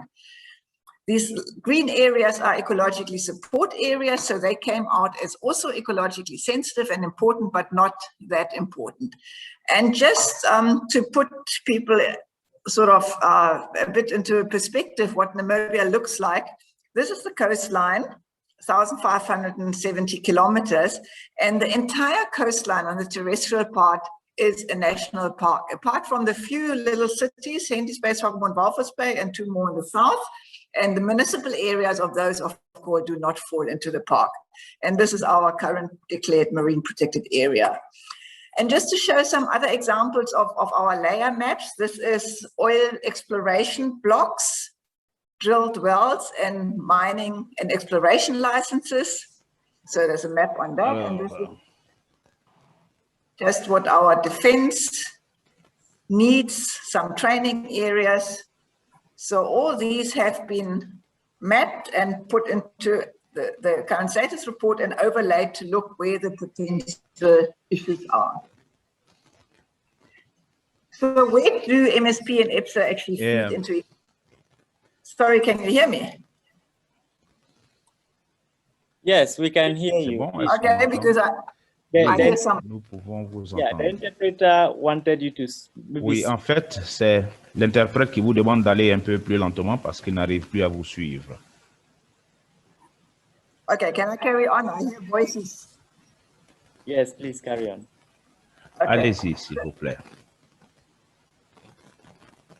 So we've got MSP in Namibia. Sorry, that was not meant. Because I suddenly hear the. Voici le processus que nous suivons. Donc, okay, so we have identified the EPSAs, and that was done long nous avons before the identifié MSP. donc des zones de planification des zones que nous avions donc de passer au niveau des. Sorry, I'm quiet at the moment because I hear the French translation. Yeah, excuse me, Eric. I think you're in the wrong channel for the translation. Oh, but I didn't change anything. I am. No, I think the translator's in the wrong channel. I think it's coming through. Sorry. Okay, so it's the translator, not me. Yeah, no, it's not you. Don't worry. Sorry about this. Okay. We'll try and get it sorted quickly. Okay, seems to work now. Okay, so we've identified the EPSAs, and I think many African countries actually have EPSAs, and ours were very rough when we first identified them, but it was a good starting point. We refined them, and we actually added some more through the semantic conservation planning. We've done a vulnerability assessment using the systematic conservation planning, and then the EPSA working group has also proposed management needs and options for these EPSAs, and that informed the marine spatial planning, which is more a political and stakeholder process. But with this information, we have mapped all the EPSAs and taken into account, and hopefully through the MSP and the marine regulations and implementation, this will secure that the EPSAs are really looked after, even if not declared as marine protected areas. Let's get to the next slide. Now I'm stuck.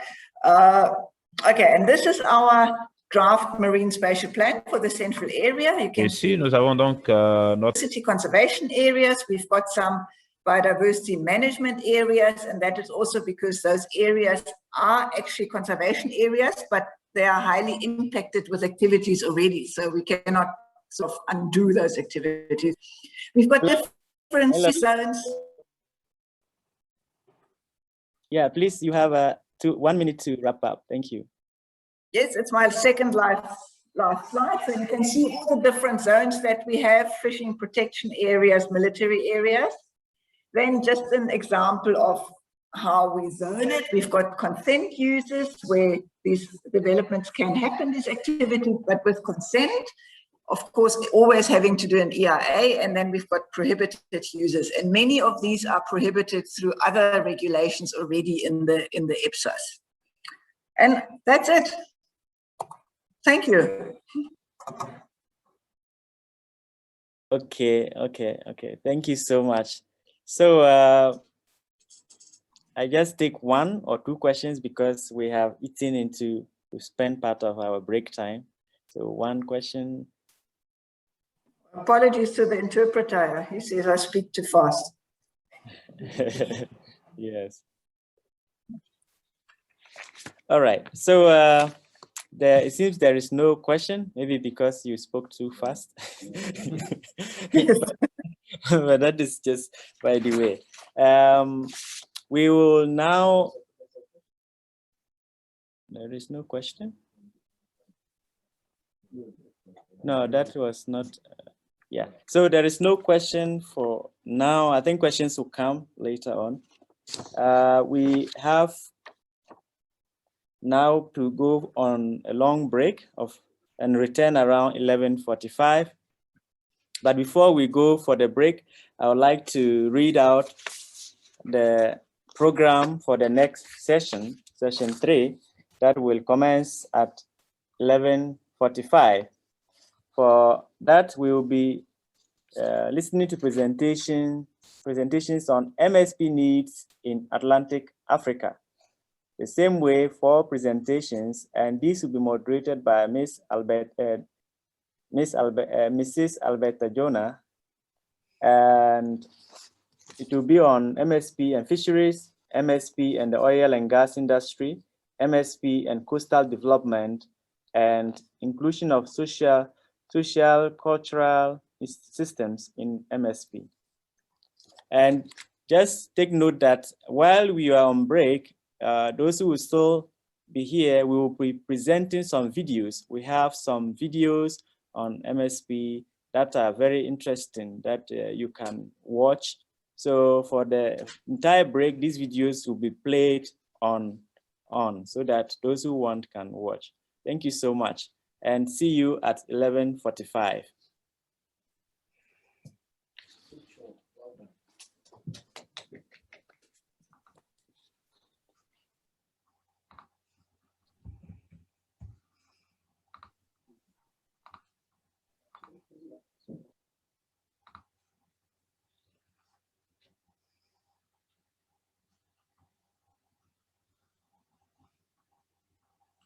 La vie sur Terre dépend des océans. Ils couvrent 71% de notre planète et, naturellement, les gens s'en préoccupent énormément. Avec les richesses qu'ils constituent, les océans ont une signification différente pour chacun d'entre nous. Nous avons tous nos propres intérêts. Des générations de pêcheurs ont tiré leurs revenus des océans. Les écologistes, quant à eux, se sont engagés à les protéger. Le capitaine d'un navire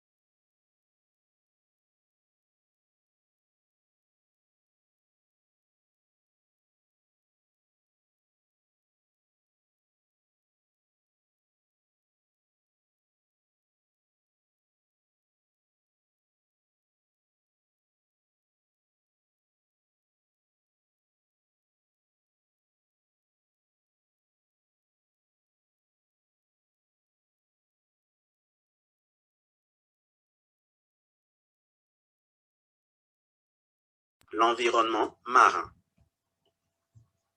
Alors par quoi commencer? Tout d'abord, il est préférable de confier la PSM à un groupe de planification mandaté, doté d'une vision forte, partagée et avec des objectifs clairs. Les planificateurs doivent être à l'écoute de plusieurs parties intéressées et ce, non seulement au début, mais également tout au long du processus. En travaillant ensemble avec tous ces intervenants qui ont un intérêt pour l'océan, les planificateurs s'assurent que les usagers de l'espace marin établissent la confiance, s'engagent dans le processus et se sentent propriétaires d'une planification à laquelle ils ont tous contribué. Cela va bien entendu susciter des questions, de nombreuses questions. Devons-nous interdire l'activité pétrolière sur des sites de pêche importants? Devons-nous réorienter les voies de navigation afin de libérer de l'espace vital pour la faune marine sauvage? Pouvons-nous faire à la fois du tourisme et de la conservation au même endroit? La PSM commence par une analyse de la situation actuelle. Quels sont les endroits à plus haute valeur naturelle? Qui utilise la zone de planification? Quelles sont les priorités du gouvernement pour l'océan et son utilisation? En réunissant autant de données et d'informations possibles sur des domaines allant des lieux de pêche aux voies de navigation maritime, des habitats naturels importants aux gisements riches en pétrole et en gaz, nous pouvons faire l'inventaire des différents facteurs afin de comprendre certaines questions essentielles à traiter dans le cadre de la planification. Ensuite, la PSM identifie les éventuelles sources de conflits et de synergies. Quelles sont les activités que l'on peut facilement combiner et quelles sont celles qui s'excluent mutuellement? Les options pour l'avenir sont aussi prises en compte. À quoi devons-nous nous attendre dans différentes industries? L'exploitation pétrolière en haute mer pourrait s'étendre.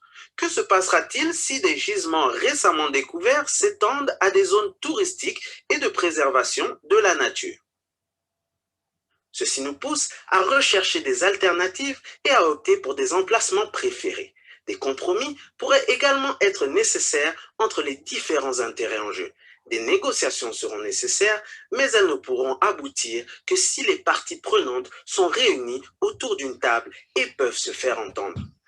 Après s'être accordé sur les meilleurs emplacements, répondant au mieux aux besoins de chacun et aux objectifs de la planification, il faut définir des actions susceptibles d'en assurer le succès.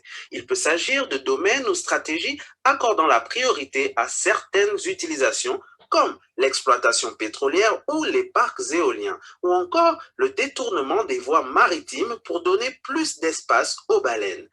De telles mesures doivent être développées avec la participation de tous les usagers de la mer et groupes d'intérêt afin de faire en sorte que la planification soit soutenue par autant d'intervenants que possible. Après avoir été acceptée et adoptée, la planification doit être aussi mise en œuvre. De ce fait, elle devra guider tous les usagers de la mer en vue de déterminer où, quand et comment mener leurs activités dans leur espace marin. Au final, la PSM est un processus continu. Elle implique des activités régulières de suivi, évaluation et révision. La planification a-t-elle permis d'atteindre l'objectif visé? Que devrons-nous améliorer? Quelles sont les autres informations dont nous avons besoin? Bien entendu, les choses évoluent. Le climat, les intérêts des investisseurs, les personnages politiques et leurs priorités, la planification devra également être adaptée au fil du temps. Bien élaborée, une planification spatiale marine permettra d'assurer non seulement la subsistance des populations actuelles, mais également celle des générations futures. De ce fait, ne soyons pas surpris que la PSM se répande à travers toutes les mers et tous les océans du monde.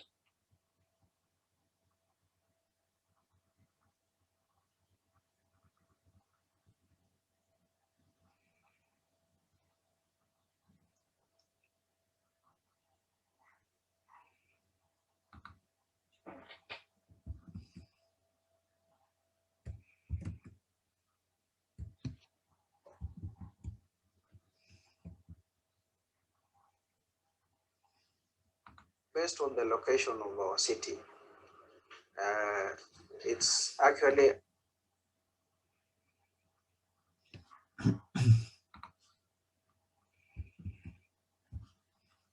Life on Earth depends on the ocean. It covers 71% of our planet, and naturally, people care deeply about it. With its abundant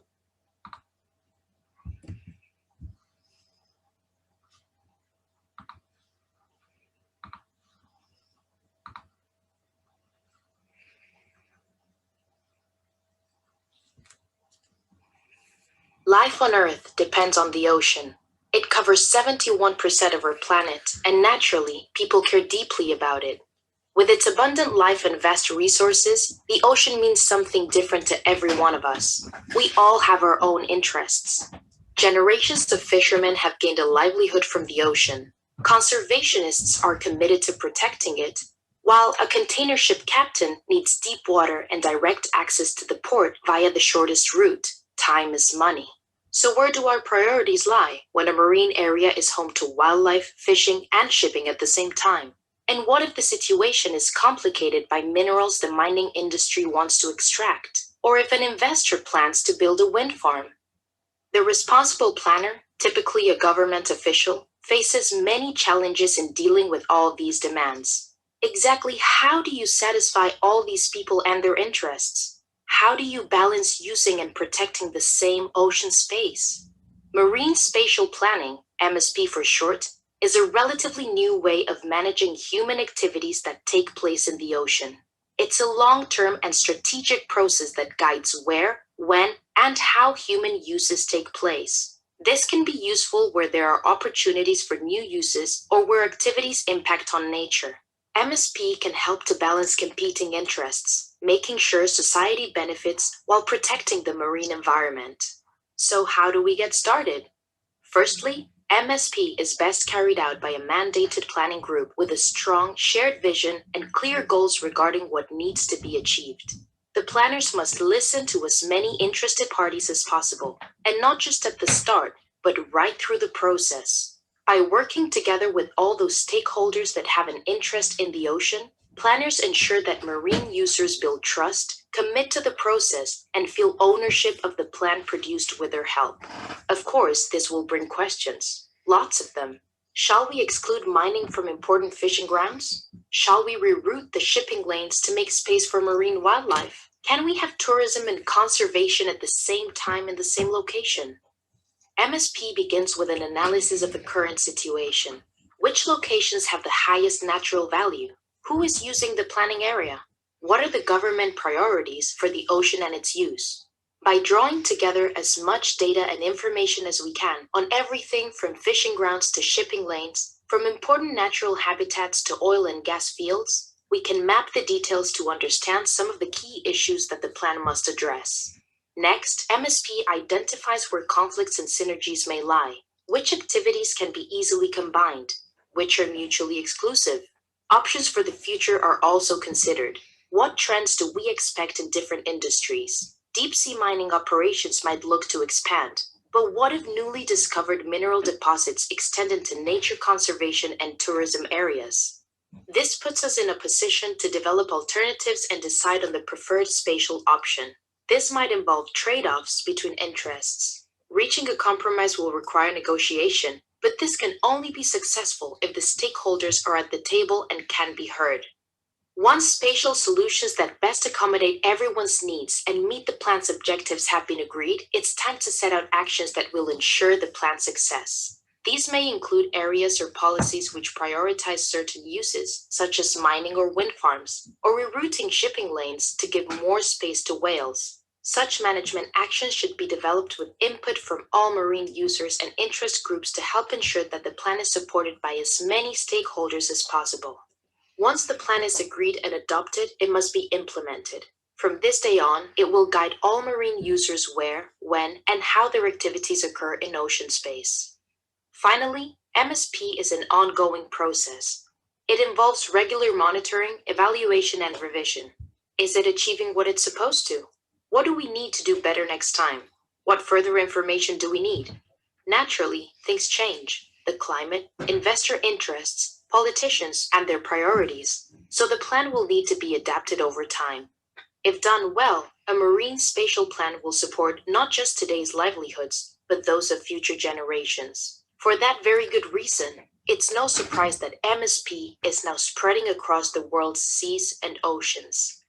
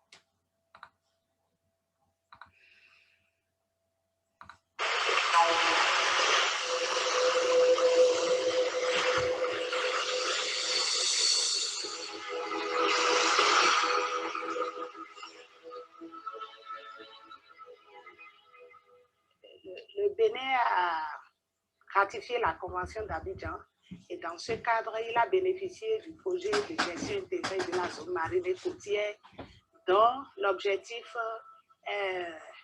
l'objectif général est de lutter pour la préservation des écosystèmes marins et côtiers, améliorer le cadre de gouvernance de la zone marine et côtière du Bénin à travers la planification marine et spatiale. Et nous avons senti ce besoin-là parce que les écosystèmes marins et côtiers font face à une pression qui est à la base de beaucoup de problèmes.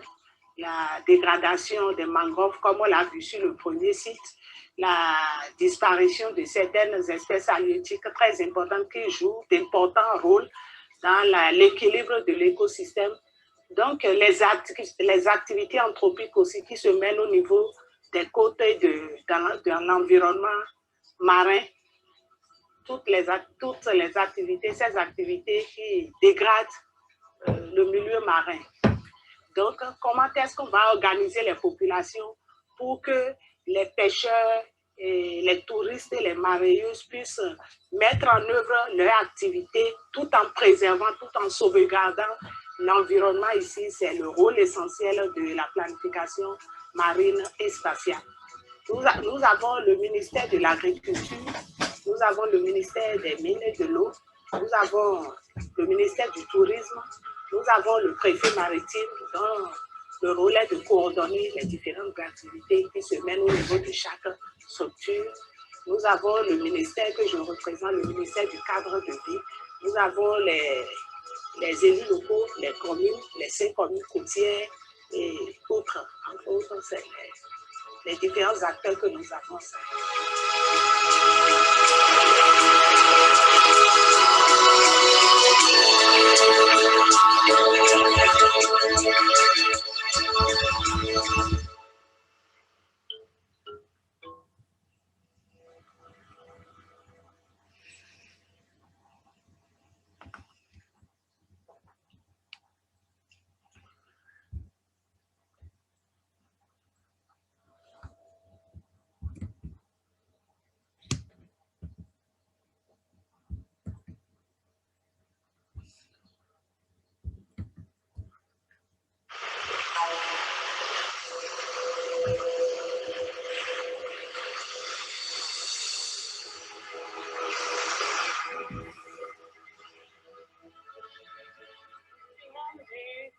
De coordination du projet gestion intégrée de l'aire marine et côtière d'Abidjan à Assini. Donc, ce projet est mis en œuvre au niveau de la Côte d'Ivoire par le Centre ivoirien anti-pollution, qui est une structure technique d'ivoire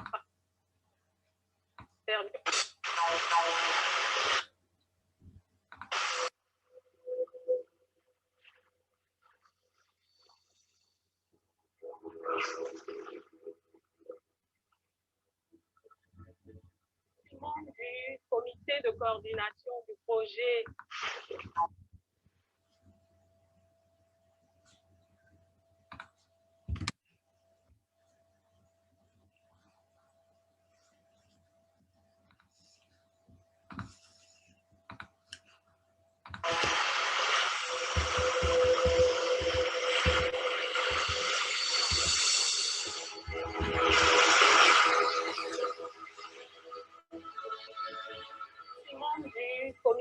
coordination du projet gestion intégrée de l'aire marine et côtière d'Abidjan à Assini. Donc, ce projet est mis en œuvre au niveau de la Côte d'Ivoire par le Centre ivoirien anti-pollution, qui est une structure technique du ministère de l'Environnement, dont l'une des missions est justement la protection du milieu marin et des zones côtières.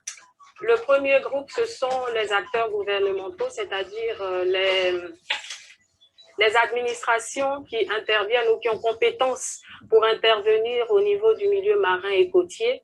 Le second groupe, c'est le secteur privé, c'est-à-dire toutes les entreprises qui ont des activités au niveau du milieu marin et de la zone côtière Et le dernier groupe qu'on pourrait appeler, ce sont les organisations, en tout cas de la société civile, aussi bien les ONG, les communautés locales.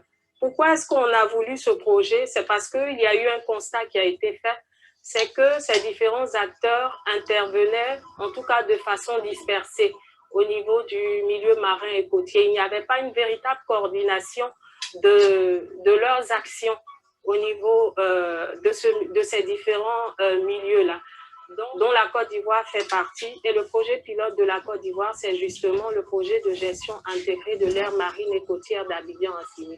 Donc, le projet pilote de la Côte d'Ivoire part du canal de Vidi jusqu'à Assini, prenant en compte donc les îles Éotilées où nous nous trouvons présentement. Le projet est financé par le ministère allemand en charge de l'environnement et nous sommes accompagnés donc dans ce projet par la Convention d'Abidjan qui nous appuie techniquement, mais aussi le centre d'expertise norvégien Grid Arendal. Donc, il s'agit pour nous, dans le cadre du projet national de la Côte d'Ivoire, de pouvoir faire une planification spatiale marine de la zone du projet. Alors, qu'est-ce qu'il faut entendre par planification spatiale marine? Il faut entendre par là une sorte d'aménagement du milieu marin et côtier et également une organisation de toutes les activités qui se déroulent au niveau de ces différents milieux, aussi bien au niveau du milieu marin qu'au niveau du milieu côtier, de telle sorte que cette organisation puisse permettre non seulement la préservation et la protection des ressources qui se trouvent dans ce milieu-là, mais aussi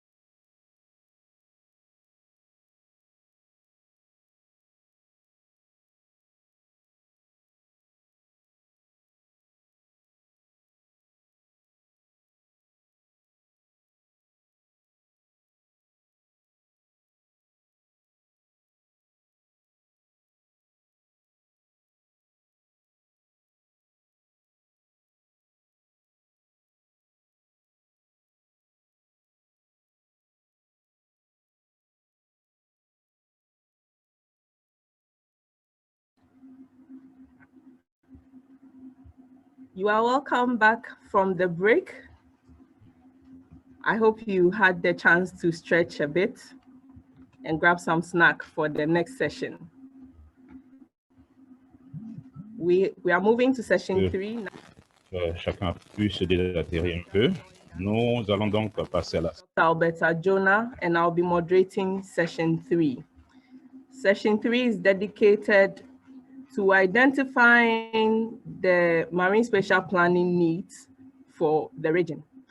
We have a number of presentations for this session, and Professor Francis K.E. Nunu will start off with the first presentation on marine spatial planning and fisheries. Professor Nunu is an associate professor and a fisheries scientist and consultant. He is the current head of department for the Marine and Fisheries Sciences Department at the University of Ghana. Professor Nunu, if you are ready for us, kindly turn on your video. Okay, you've done that. And you have 10 minutes to present. Please, if there are questions for Professor Nunu, kindly type them in the chat as we go on. Let me share my screen. Okay.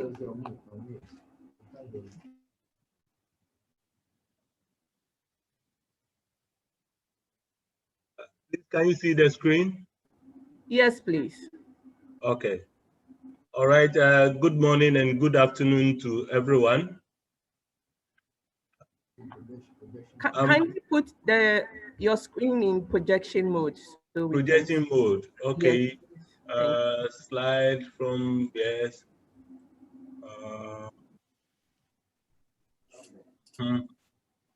Start slideshow. Okay. All right. Can you see now? It's perfect. Okay. So I'm speaking on marine spatial planning and fisheries. In fisheries all over most countries in Africa, we see a situation of decline or degradation of the fish stocks. There is increasing fishing effort and then IUU in most of the fisheries. And there's also a situation where the oceans are polluted and there's declining profitability in the industries in most African countries. There's also a situation where there's conflicts among users of the marine space. There's the oil and gas industry, and then the merchant ships as well, all fighting for space with fisheries and other uses of the ocean. This situation calls for some marine spatial planning and calls for efforts to conserve the fish resources. Especially in Ghana, where the great fish resources are, the pelagics are, you find the oil rigs also around where the spawning areas and the spawning aggregations of the fish stocks. And if we have marine spatial planning, then we can have a situation where the various resources can coexist, and we have a situation where there's good utilization of the resources for the benefit of all. Various management approaches have been tried by various countries and even in Ghana. Mesh size regulation, delimiting areas for various fleets, and observer program, closed season. In fact, Ghana is now preparing to go into a closed season. But in recent times, there's quite a lot of talk about area closure or to establish protected areas as part of the marine spatial planning. Marine protected areas will serve both conservation and economic goals. For the fisheries sector, at least we expect it to enhance the spawning stock of the fish stock. It will also help to reverse biodiversity declines and maintain biodiversity for future generations. So it is a good thing to have protected areas as part of the MSP. But what are some of the things that we need to consider in establishing marine protected areas? We think that we need to choose a habitat that covers the range of the life of the fish resource. And then we need to choose self-sustaining habitats with connectivity to different areas. And these are critical points to note when we are doing MSP. And there's also the aim internationally to establish 20% of marine and coastal areas to be conserved. It's an issue that we need to look at, and it has to be science-based. So these are some of the issues. There are other considerations like how are we going to des ressources maritimes. Les autres considérations portent sur la façon d'opérer donc le contrôle. And do we have funds for monitoring? Do we have a reliable management framework? And have the stakeholders been engaged? So these are some of the issues that we need to look at in establishing MPAs to conserve fishery. Additionally, we need to also look at the legal and institutional basis for the establishment. Often there's a rush to do MSP, but we don't set up the act as has been done in other. Mais s'il n'y a pas un cadre juridique créé, umbrella law that covers everything. For instance, in Ghana, to establish MPAs, we have various laws. There's a law that talks about the fact that the minister responsible for fisheries shall establish MPAs to protect fish stocks. There's also another law that gives the power to the environment minister and district assembly. There's also a law that gives power to the lands and natural resources together with the forestry commission to establish protected areas. There's also another law that gives power to the Minister of Petroleum to establish protected areas on the sea or whatever they are mining. Protéger certains espaces, certains conflicting, and we will need a marine spatial planning act or something like that to put all these together. Ghana and other African countries have international obligations, various international obligations that we have signed up to. And the key one is the Convention of Ramsar Sites and other laws. So many of them internationally. We've also have, as a country, we have domestic laws and policies that govern the fisheries sector, as well as the protection of the fisheries resource. All these must be taken into consideration when we have to do MSP. Recently, Ghana has been on the forefront trying to establish marine protected areas for fisheries reasons. And it started all the way back in 2009, and where the Fisheries Commission sent officials to Senegal to get information about how they have done theirs. Then many of the coastal fishing communities were consulted, and they were willing for MPA's establishment, but with their involvement. An NGO called ICFG also brought stakeholders together to help set up MPAs in 2010.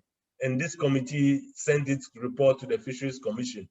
In 2014, a fisheries management plan was done for Ghana, and it also spelled out the need to have marine protected areas. In 2018, a strategy and implementation framework for protected areas was set up. En 2018, il y a eu donc la stratégie, la mise en œuvre. The state institutions. The proposal that was put forward used a 4-point criteria for selection of the sites: socioeconomic, educational, ecological, and feasibility. And the objective was to protect marine habitats and biodiversity that will help promote fish resources. Now, in this strategy, the objectives that were set out, the specific objectives was to improve fish resources, to protect and conserve important fish and marine areas, to protect conservation of habitat, protect and conserve marine habitats, and then protect Ghana's natural heritage. 3 broad categories of areas were selected for protection. Some were noted as de facto marine protected areas, that is the safety zones around oil installations, safety zones in ports, and coastal Ramsar sites. We have offshore rocky areas, especially the recently found coral reefs areas that need to be protected because fishes have been found to go and spawn there. Then we have biodiversity protected areas such as mangroves and estuaries. All these have been recommended for protection for fisheries reasons and biodiversity reasons. There are outstanding issues that need to be looked at. Whether we should have many, the report recommended many small connected areas, but others believe we should still have just 1 or 2. Should it be a seasonally closed or permanently closed? Should it be open for various activities like tourism and others or not? Should it be a no-take zone? Should it be a multiple use area? These are still outstanding issues that we need to look into in trying to do MSP.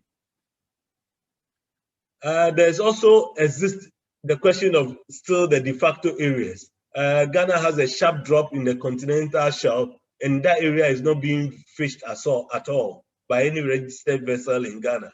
Should we look at that area also for protection? These are places that we need to keep on dialoguing and researching and collecting information about. These are some of the protected areas, some of the areas earmarked for protection in the western region of Ghana. There's also beautiful areas in the central region that have been earmarked for protection. And so in the Greater Accra or the Greater Accra Coast, there are areas nominated for protection. And so in the Volta region. Essentially, all these areas have unique biodiversity, and they have fish stocks aggregating there for foraging and for spawning. And they are good candidate sites. But there are some challenges that we need to overcome to be able to establish them in Ghana and also other African countries. The need for political support, and then arrangements for managing such areas. They need to provide training for marine officials and professionals to manage. The need for law enforcement so that to avoid poaching. They need to clearly mark the boundaries, and then to ensure continuous consultation of stakeholders and involvement of stakeholders. We need reliable data on the species to be protected and the various fishing arrangements. We need to establish clear management structures, and we need to assess adequate funding for such activities. We need to be sure that there's a coherent policy available to coordinate these activities. Yes, so on the whole, I would like to conclude and state that marine spatial planning will help in sustainable exploitation of fish resources in Africa, but we need to continuously engage and involve the stakeholders in a co-management arrangement. There's enough legal and scientific basis for MSP to help conserve fish resources, but we need data and continuous data collection and have a clear framework for managing the fish resources that are protected. Thank you very much for your attention. Thank you very much, Professor Nunu. That was concise and very insightful. You have given us a good overview of what is being done in Ghana with respect to fisheries and marine spatial planning. Thank you very much. Thank you. We have 2 minutes to finish with this presentation. So if there is a question, I'll allow for one question, if there is.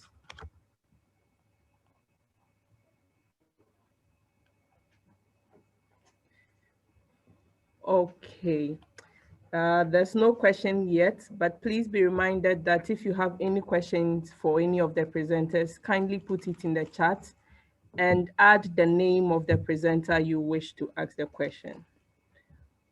We will continue. If there are any more questions coming in, we'll push them to the Q&A session. Oh, okay, there is one, so I'll quickly take that before the next speaker. This is from Naji from Morocco. He has 2 questions. First of all, he wants to find out if MPAs have management plans and whether these plans are applied. And the second question, Naji wants to find out if there is any monitoring of the impact of marine protected areas in Ghana. Yes, a good MPA should have a management plan as to really what is supposed to be done and what is expected of it. And then we will need to monitor. So indicators are often spelled out, and these indicators are monitored so that if there are gains, we'll be able to judge the baseline as well as the gains from the protection of the areas. So of course, yes, we need a management plan for any protected area. Thank you. Great. Thank you very much, Thank Professor Nunu. So we will draw the curtains on your presentation. We'll need you back when there are questions for your presentation. Good. Thank you all very much. Thank you. So thank you. Next on this session, we will have a presentation on marine spatial planning and the oil and gas industry or sector. And to help us understand this, we have Dr. Christian Barrientos. Dr. Barrientos is a fisheries biologist with 20 years of experience in small-scale fisheries, protected areas, and community-based management. He's worked in 3 continents and several international policy efforts for small-scale fisheries. He's originally from Guatemala in Central America, and he's worked in Equatorial Guinea until 2020 with a coastal community project and with marine spatial planning, where the oil sector is 90% of the economy and small-scale fisheries needed to be taken as equal stakeholders for participatory processes. Dr. Barrientos will give us an overview of his work. And Doc, if you are ready, the floor is yours. Thank you. Thanks a lot. Thanks and we would love to see your face as you present. At least once. I'll put it, but my internet is not that good, so I'll try though. Okay. Just let's start the beginning though. Okay. Hi there. I do. Well, first of all, it's a privilege to be participating in this forum for marine spatial planning. My presentation is with Oscar, I think so. So I'll wait until this is gone.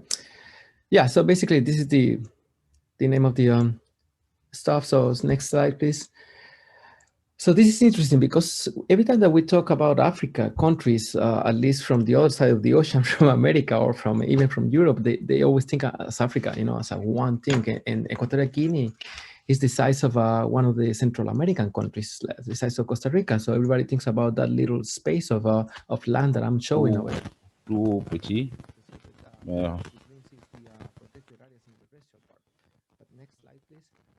But when you see Equatorial Guinea and the economic exclusive zone is really large, and this is because they have a couple of islands that they give them a lot of sea in the Gulf of Guinea ecosystem.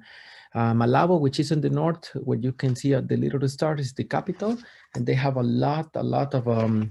Il y a beaucoup d'eau au niveau de Malabo et la partie continentale.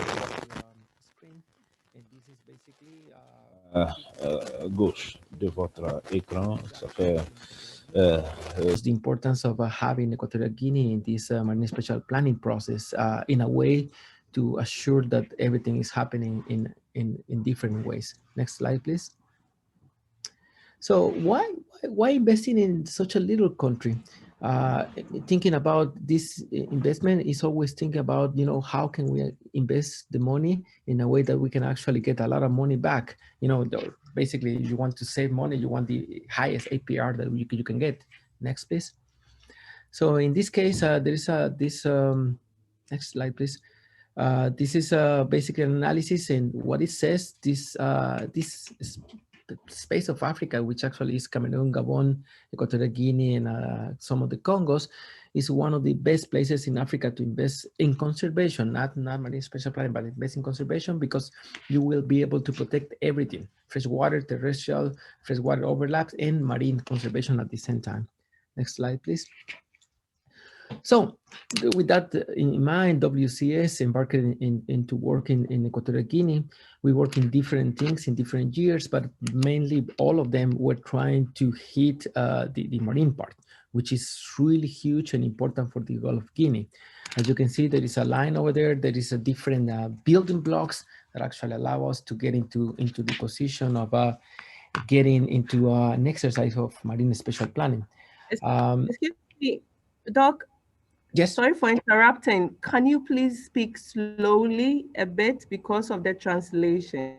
Oh, I'm sorry, Dom. That's always Thank you. That's always my problem. So yeah, there were different years that they were actually building blocks to our marine spatial planning exercise. So the first official marine spatial planning exercise was in 2018. We got a blue planning in practice. Probably some of you are familiar with this methodology, which is basically trying to do a Nous avons pu mettre en place une méthode. Every single stakeholder and every single variable. So we did that in 2019 with the promise to the government that we will gather every single piece of information that we can get and do an official marine spatial planning workshop, you know, to produce kind of like a marine atlas, which is what I'm going to be presenting next. Next, please. So of course, you know, doing a marine spatial planning gives us a lot of opportunities, but also gives us a lot of challenges. One of the opportunities is, you know, is decision-based scientific data. We can actually plan for resources. There is a way to improve our capacity for mitigation of industrial impacts, which is what I'm going to be talking next. And of course, you know, using the blue planning in practice methodology, but into a real case, in this case, Equatorial Guinea. Next, please.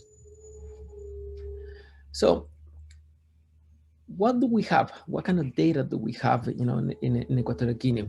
When we got over there, we were trying to look for a fine definition of deep depth. And this is in Spanish profundidad.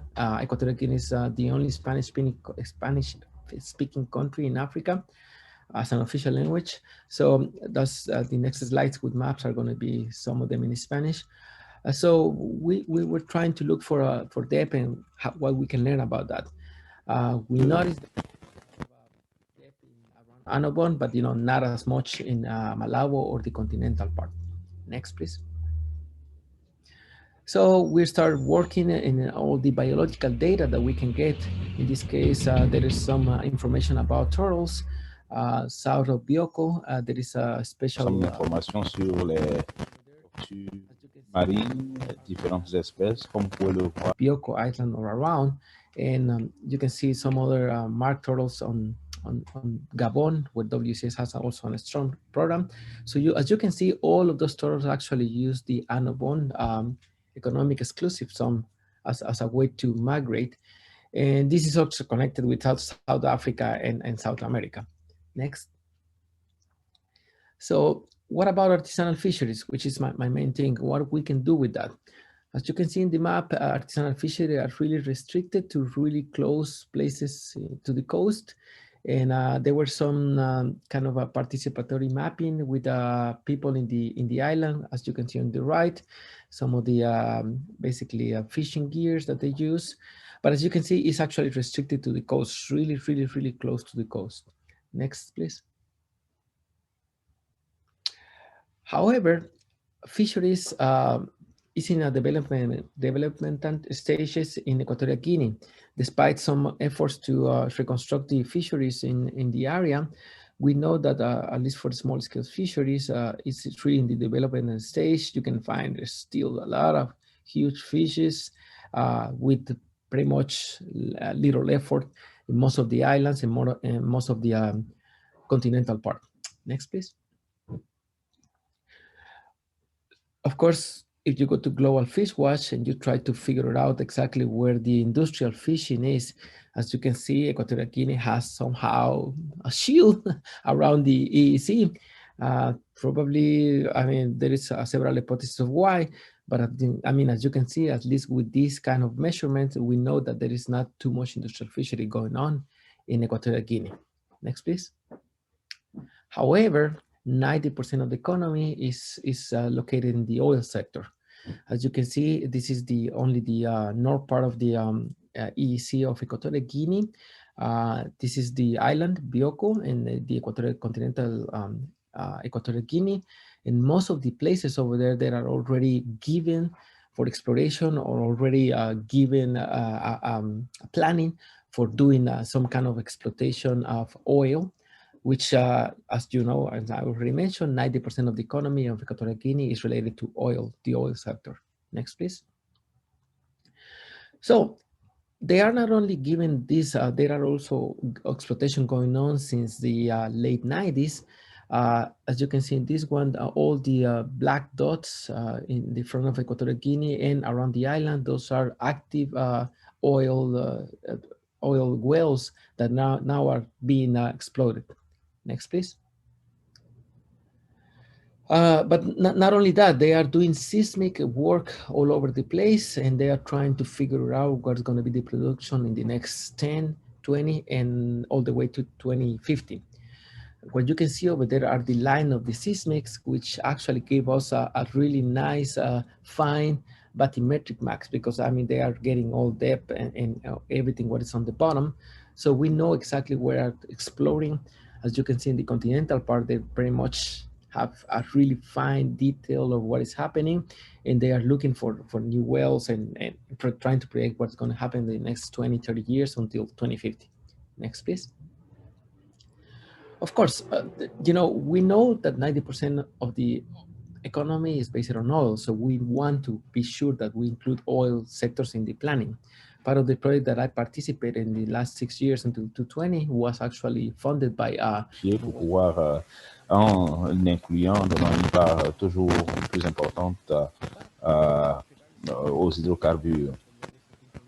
Et cela a pas mal d'implications, et jusqu'à présent, nous because that's one of the interests in this marine spatial planning.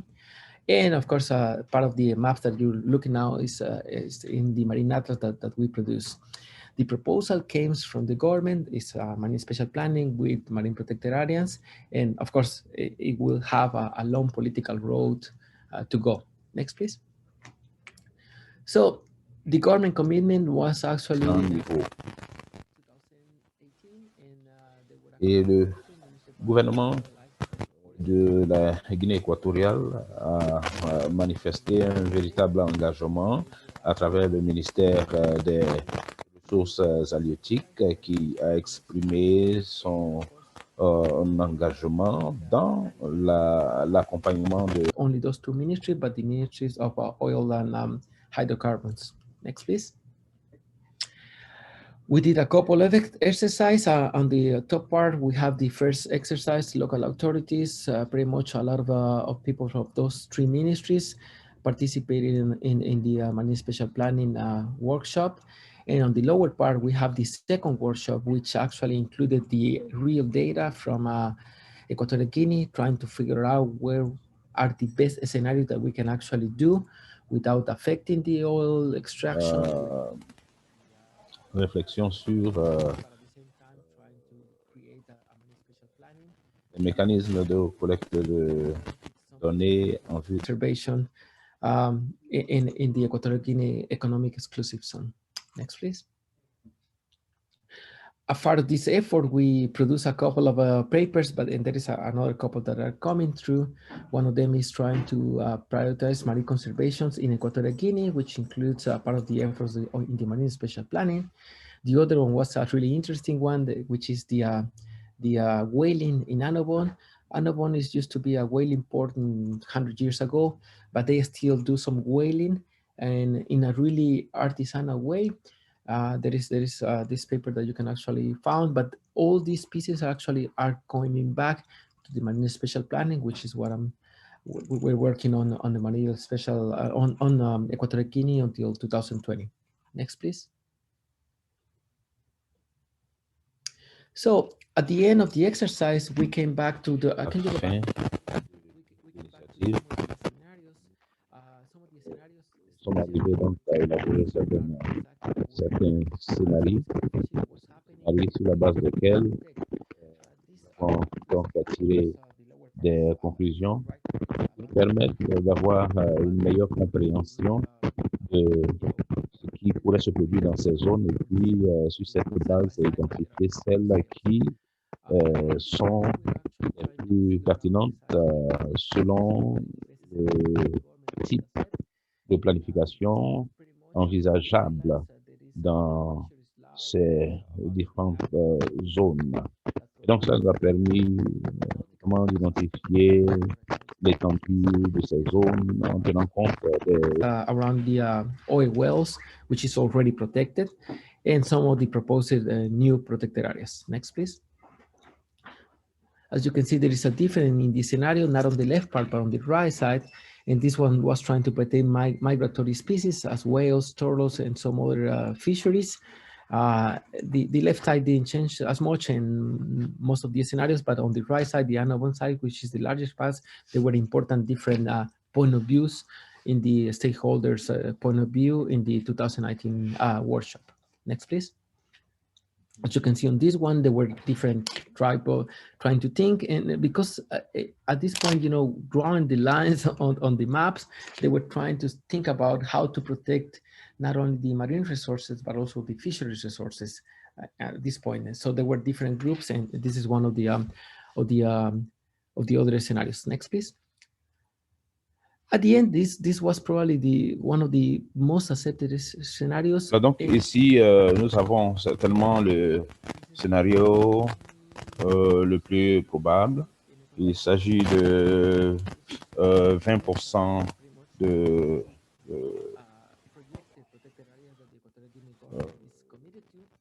c'est un... The government actually were very clear that they were not trying to make anything that it was non-touchable.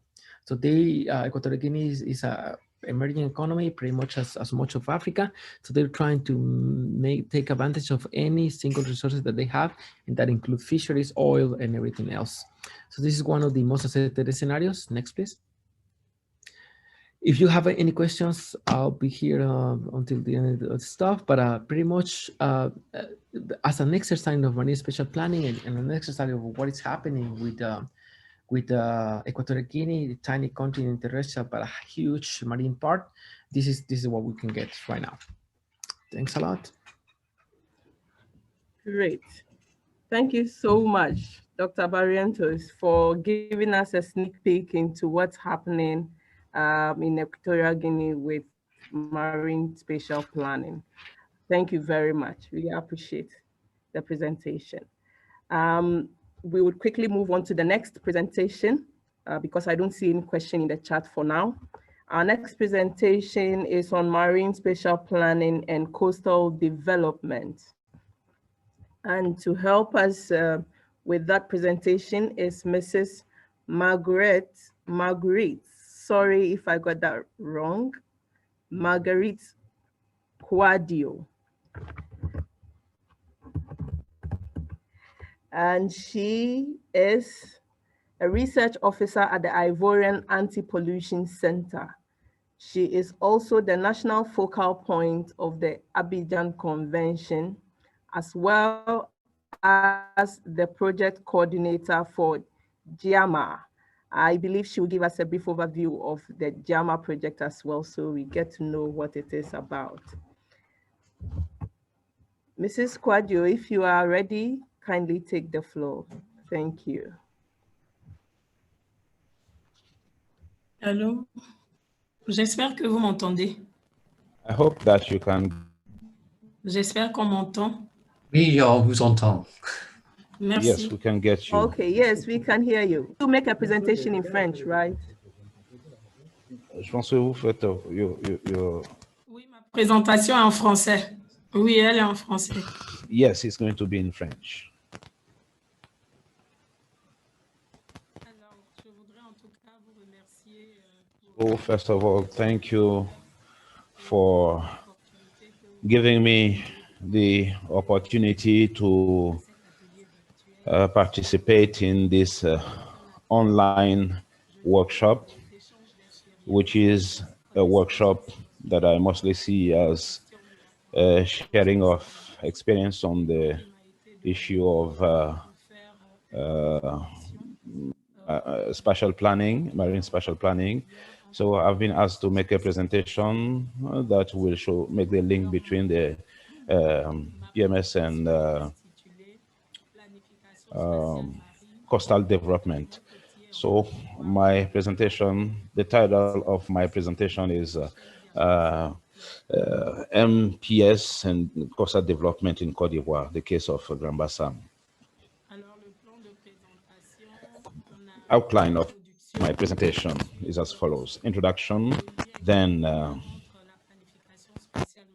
link between MSP and coastal development,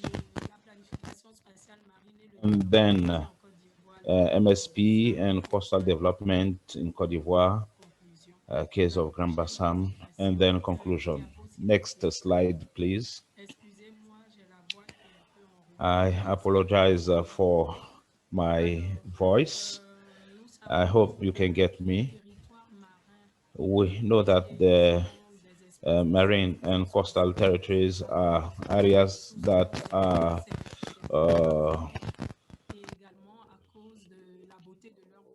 hosting a lot of activities because of the existing resources in those areas, mineral resources, vegetal and animal resources. Due to all these interests, these areas are undergoing economic and social activities of all kinds. This strong exploitation of these coastal areas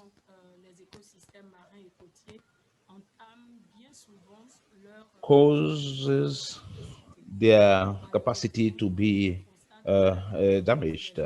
Unfortunately, we noticed that the various interests and the lack of coordination among the coordinators, among the users of these areas, leads to the degradation of these areas and to the depletion of the existing resources. Then, what should be done? Facing this situation, MSP appears as a process that comes as an adapted tool for sustainable and participative management, because it includes all the dimensions characterizing the coastal and marine areas, either political, economic, social, cultural aspects, and involves all the stakeholders in its implementation. And based on the experience of the countries that have already gone through this process, we know that when it's successfully done, the interests of the various stakeholders of the marine and coastal areas are taken into account, and as well as the condition of the concerned areas. Next slide, please. Now, what is the link? Which link can we make between MSP and coastal development? We know that the potential that we have in coastal areas in terms of resources makes the development of those areas more developed or developing faster than other areas in a country. This development is linked to human activities, port facilities, industries. So this development is likely to have severe consequences on coastal and marine areas. These consequences can be pollution by all sorts of wastes that are dumped in oceans. In addition to this pollution, we can add the bad practices like the destruction of mangroves and the non-respect of the limits of construction. Now, how do we mitigate these consequences? There are many tools for this, like the ecosystemic approach, the sustainable development, and also the MSP. This last tool includes to its implementation all the stakeholders, and one advantage is the zone. Un dialogue ouvert et transparent donc entre les différentes parties prenantes stakeholders involved, as well as the establishment of management rules in agreement between the stakeholders in order to reduce the impact on their areas through actions like zoning plans, determination of specific areas, protection regulations that will be issued for the protection of habitat. Another aspect which is an advantage of this tool is the possibility to forecast through different scenarios whereby we can choose the most adapted scenario for the management of the concerned coastal and marine area. So these are multiple advantages pertaining to MSPs for better management of oceans. Next slide.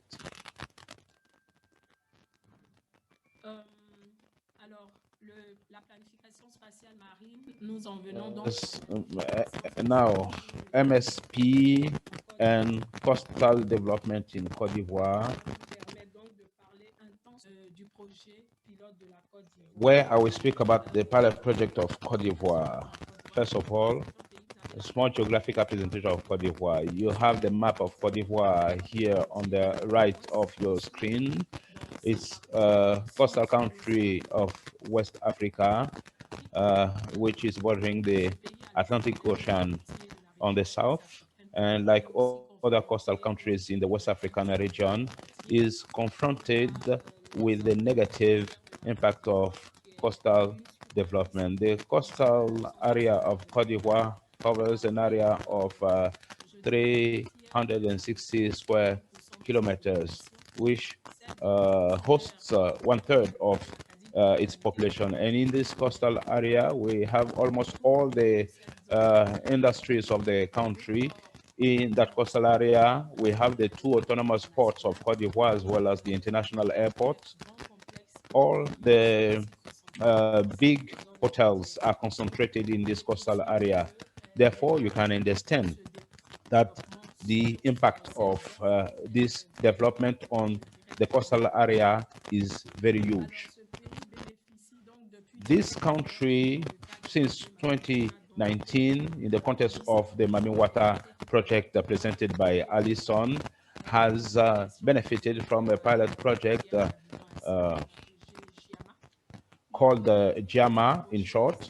The objective of this project is to establish an operational MSP tool for a sustainable use of the coastal and marine area in Côte d'Ivoire. On the map, in the red square, you have the geographical limits of the JAMA project from Abidjan to Assini, which is close to the border between Ghana and Côte d'Ivoire. Next slide, please. The JAMA project has 3 tools. One, the report on the marine environment, and the EBSA and MSP.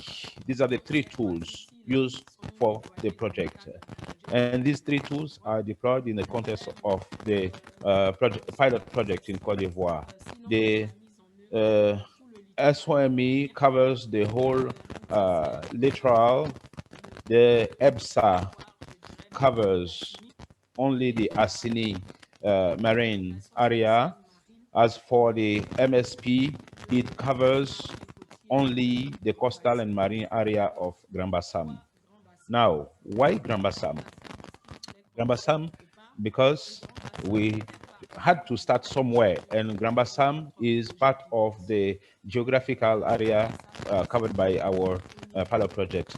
There are several reasons why Grand Bassam is interesting from a historical point of view or a resource point of view. This is a coastal area. It is a former colonial city classified by UNESCO as World Heritage.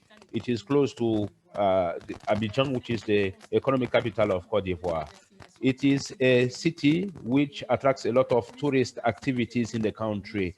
Many economic activities are undertaken there, among which we have fishing activities, navigation, oil exploitation, under submarine cables, installation, tourism, sand exploitation. Next slide, please. Why Grand Bassam? Well, because of various observations that were made.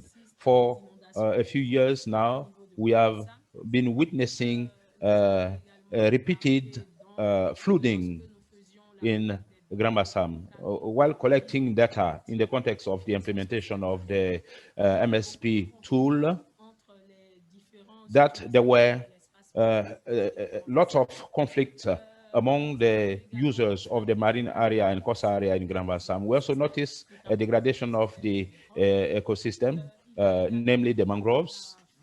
We also have the ongoing construction work on the Komoe River. In Grand Bassam, there's also a plan for the creation of an industrial area as well as many housing projects which are under development. We also see a lot of illegal occupation of lands and some sanitation issues on the beaches of Grand Bassam. So the purpose of the MSP is to tackle all these issues and making sure that the upcoming project can be integrated to this area by protecting or preserving the marine resources of the coastal and marine areas of Grand Bassam. When we consider the advantages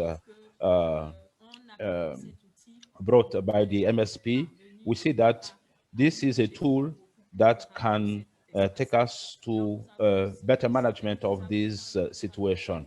So here I have mentioned some of the advantages of the MSP. It is a tool which permits the establishment of a framework of consultation and sharing among the different stakeholders. The establishment of the process through framework and negotiations that will reduce conflicts among the users. It is a tool with which we can improve the management of the area by the creation of zones. We can also have specific coastal and marine areas. I think one of my predecessors made the link between the EPSAs and the marine planning. Another advantage of the MSP is to support the economic development. Next slide, please.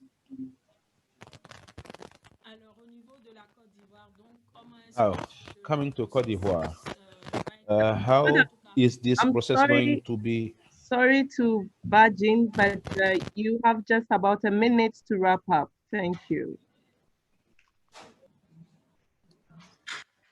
D'accord, merci. Donc, je disais très rapidement. Well, thank you. So very quickly, the implementation of the process. We have already identified the site and the stakeholders. We have established a coordination and pilot steering committee. We have collected data. We have also conducted some capacity building activities for the various stakeholders so that they have a clear understanding of the current mapping that is made. We also have a plan for the evaluation of the legal and institutional framework in terms of MSP in order to provide us with a legal framework, legal basis, and the next step will be to organize a workshop by next week to validate the future use and to have scenarios of use of the area, and then develop the management plan for the coastal and marine area of Grand Bassam, validated and submitted to the competent authority for validation, and then look for funding for the implementation of this plan. Since in the context of the JAMA, we don't have the possibility to, with the time constraint that we have, we cannot go down to the implementation alone. Should I go to next slide or is it over? Well, the last slide is just the conclusion, so please bear with me.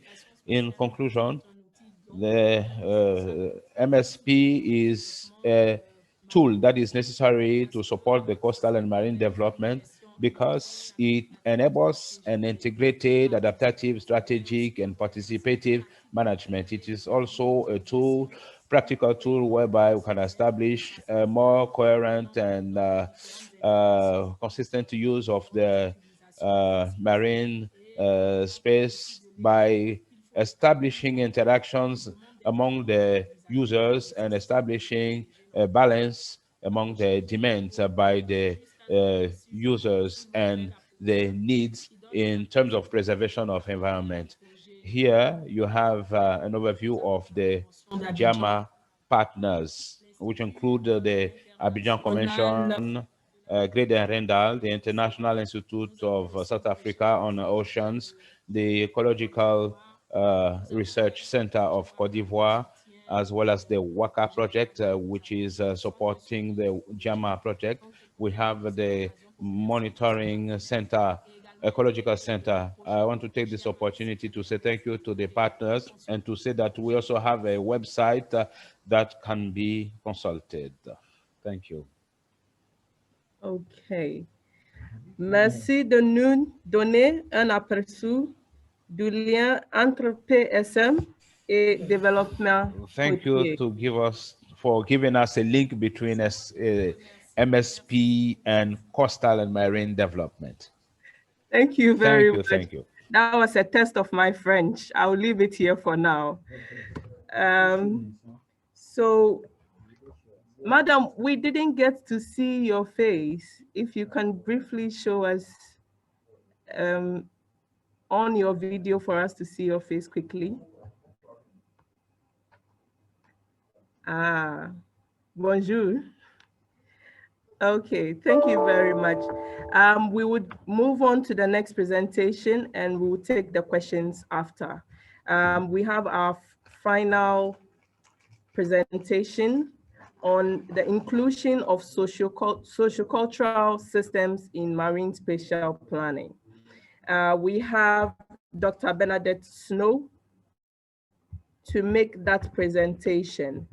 Dr. Snow is the Deputy Director for the One Ocean Hub, hosted at the University of Strathclyde. She is also an adjunct professor at the Institute for Coastal and Marine Research at the Nelson Mandela University in South Africa. She is a social ecological systems researcher, focusing on coastal and ocean governance. She is a co-investigator on the Algoa Bay Communities of Practice project towards developing a marine spatial plan. Dr. Snow, you have 10 minutes to make a presentation. Thank you. Thank you. Thank you very much, everyone. And I'm showing my face very briefly as we wait for Oscar to put up my presentation. And I would like to thank all the organizers for inviting me. I'm just going to switch my video off to save on bandwidth during the presentation. So I also have to acknowledge that this is a collective presentation based on different researchers, thought leaders, students and co-researchers, as well as community activists that shift many of us into uncomfortable spaces. I also need to acknowledge that marine spatial planning is a tool within a management strategy and requires a fine balancing act between international and legal instruments for the governance of our oceans. Next slide, please. We also need to understand that culture exists and consists of a variety of connections. It is not separate, and to specialize and is to isolate people and cultures, knowledge and systems within what we are doing. Next slide, please. So marine spatial planning undertakes an ecosystem approach, which we have heard from many speakers. The ecosystem approach is founded in the Malawi principles, which are also available on through CBD, and the ecosystem approach for area-based management is underpinned by these particular principles that are set out. When the previous speakers have spoken, they've actually touched on many of the principles, 1 to 10. In some cases, they have talked about stakeholder participation. However, Principle 11 states very clearly that an ecosystem approach should consider all forms of relevant information, including scientific and indigenous and local knowledge, innovations, as well as practices. And Principle 12 states that the ecosystem approach should involve all relevant sectors of society, as well as different scientific disciplines. What we have heard so far up until this point is that Principles 11 and 12 are not always clearly articulated, and in particular, in terms of consultation, it's seen as presenting to stakeholders, getting buy-in, but not necessarily co-creating with the relevant sectors and stakeholders. Next slide, please. So if we look a little bit about diversity, we've heard about EPSAs and the use of EPSAs. However, cultural and biological diversity is linked and interdependent of each other. And biocultural diversity includes the biological, cultural, as well as languages. If we look at language in particular, often participation inclusion does not reflect indigenous or local languages or concepts and approaches. They are done in exclusionary languages and highfalutin technical terms that are not necessarily understood or speaks to all. However, language can also act as a cultural proxy, a metric, and represents a particular knowledge set. This does not mean that each language has a set of views or value positions, and I can share that from research that I had undertaken, that some different languages actually have the same value position or the similar worldviews, however the way that it's expressed or the experiences that have shaped it differ. If we look at diversity from cultural and biological perspectives, we also need to notice that there is relatedness within it. It's interrelated as culture and biodiversity evolves together. Descriptions of species and concepts uses these different languages shaped by the different cultures that are producing the knowledge. In addition, the concepts of change and how to predict change or describe change provides a rich map of information. We also need to realize that these co-evolutions take place, and as anthropogenic impacts shape the land and seascapes, with the understanding that change is going to happen, and that is contained in Principle 9 of the Malawi Principles. We also need to guard against the assumptions about culture. About culture. Let me just go from there. Sorry, I just had family members come home. That's going throughout local indigenous peoples are connected with nature compared to Western societal doctrines that see humans as separate from nature. With evolution, there are also changes within cultural practices and traditions that are not always connected to nature for conservation or sustainability. Therefore, many of these philosophies or paradigms have also impacted on how inclusion and participation in ocean management takes place. This results in no sustainability and imbalances and conflict. Diverse knowledge can decrease vulnerability and increase resilience of people, communities, environment, and also contribute significantly towards sustainable development.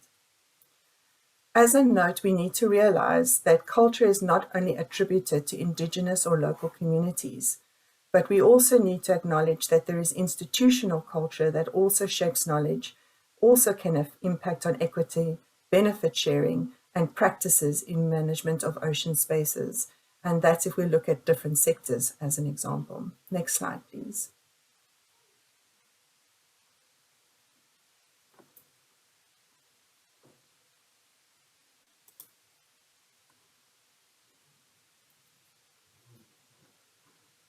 Thank you. So if we look at transforming or transformative governance, and I have you heard the word used as we've been going along, is that ecosystem services and the value of these natural resources also can shape the governance approaches. This can be seen through various definitions or approaches to marine spatial planning or maritime spatial planning, which creates some confusions as we go forward. For marine spatial planning to act as a tool towards transformative ocean governance that is inclusive of different knowledge sets or that is equitable, there are assumptions and guidelines that need to be met. Inclusion is a rights issue.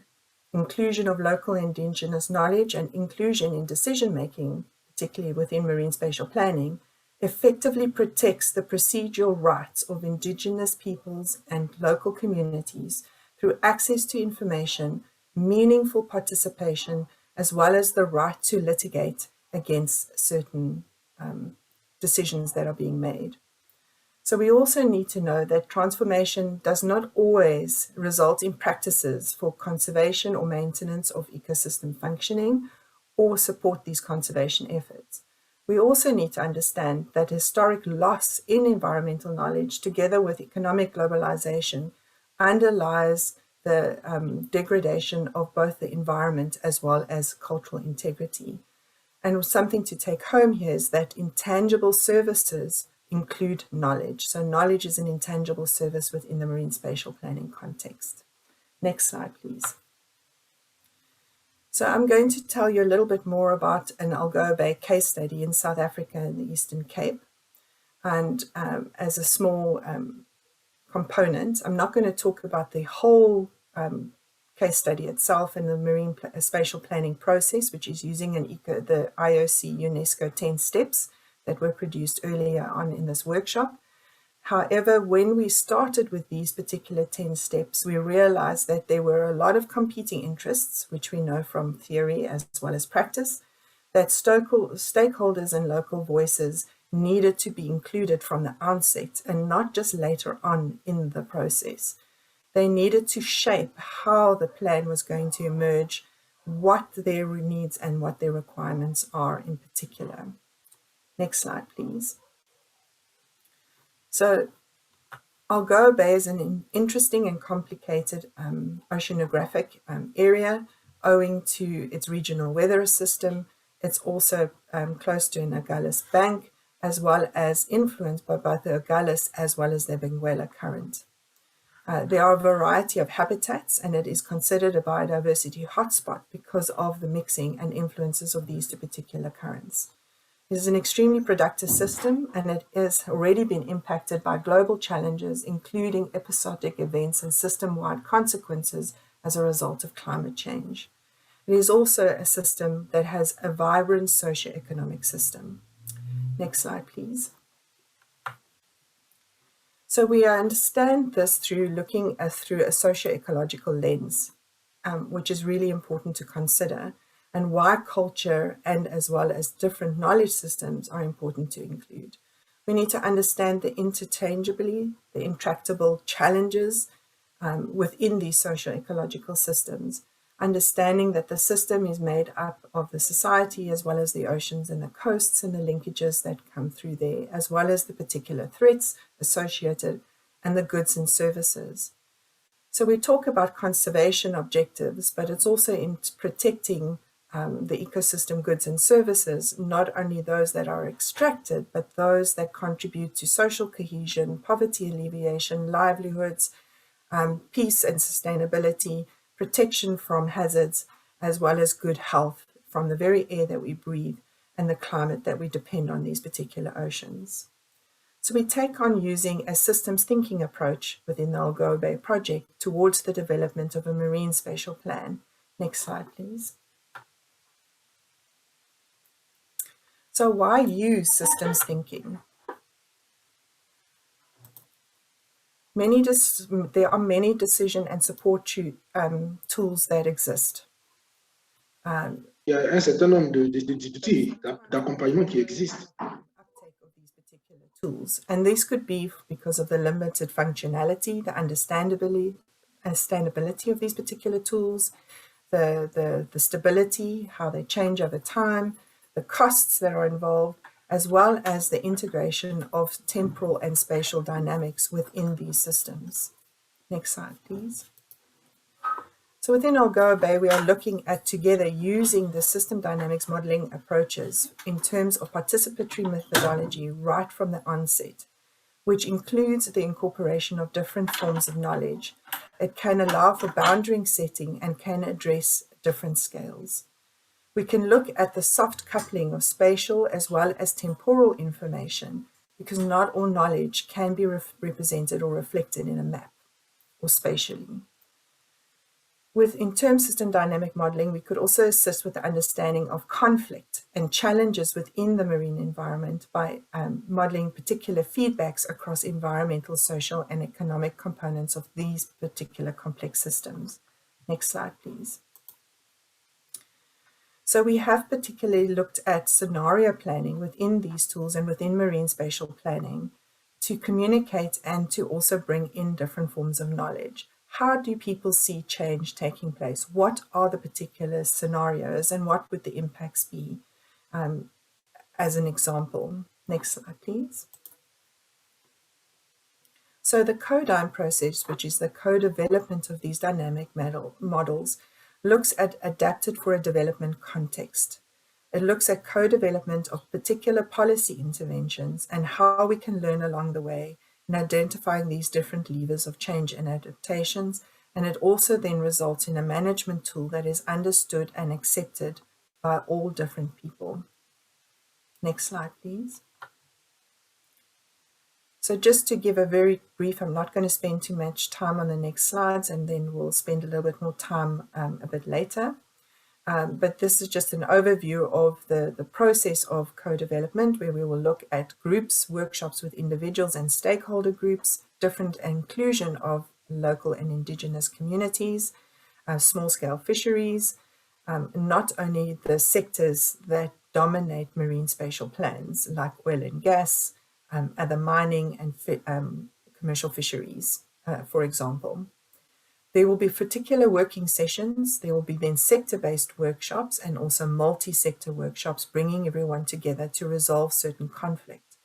The information is shared by their understanding of the environment, their understanding of the sector, their understanding of their needs and challenges. And these then are brought together within a model to then provide different scenarios and decision-making that is collaborative with insights from different various individuals to groups. Next slide, please. So one of the tools that we have developed is the AB Codime tool. And here we are going to, we look at some of the different sectors and look at the, for marine wealth and marine health going forward. Next slide, please. So I will spend a little bit more time, and I see some of the questions that are coming up ahead there on the chat already as we're going through. So inclusion of cultural diversity allows for the protection of diverse governance, economic, cultural values and activities. It also allows for the inclusion of resource management priorities that differ from local subsistence fishers to commercial fisheries, that could differ from indigenous communities who use and access and value the environment in different ways. Currently, we a postdoctoral fellow, Nina Rivers, and a PhD candidate, Mia Strand, who are participating in this workshop today, are leading research that enables sharing of knowledge using arts-based methodologies within marine spatial planning.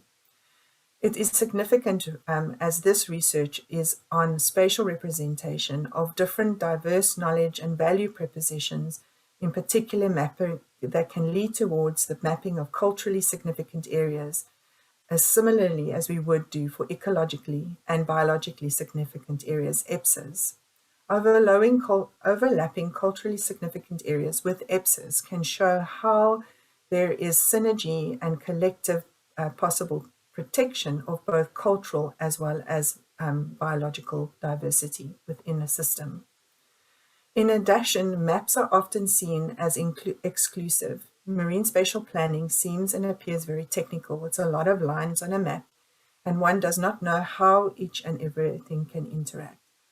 However, what we can look at is through participatory mapping processes and seeing maps as a canvas, an opportunity to present your views and your understanding of the system. Where are the fish? Where are the important areas? Where are the historical sites? What is the meaning of water to you? In these particular maps, these can be considered outside of the technological norm and sometimes very difficult for marine or traditional marine spatial planners or just spatial mappers to understand. In addition, through One Ocean Hub, we are exploring and collaborating with communities in exploring the particular disconnects between communities, local knowledges, as well as rights and ocean connections in terms of many local communities and indigenous peoples are your potential ocean defenders as well as co-managers of ecological systems. Through networking and co-researching and doing this in using principle number 12 in a transdisciplinary way is extremely important moving forward. Next slide, please. So with that, I would like to thank you and welcome questions. Thank you so much, Dr. Snow. Thank you for that powerful presentation and very insightful one as well. So at this point, we've eaten into our Q&A time already, but I see that some of the questions are already being answered in the chat session. So we'll just skip those ones that have been answered and take the ones that have not been answered yet. So the first question from the previous sessions, Senna wanted to be provided with a focal person for the Mami Water project in Benin. So if anyone can help her with that in the chat, she wants to know who the focal person for MSP is in Benin.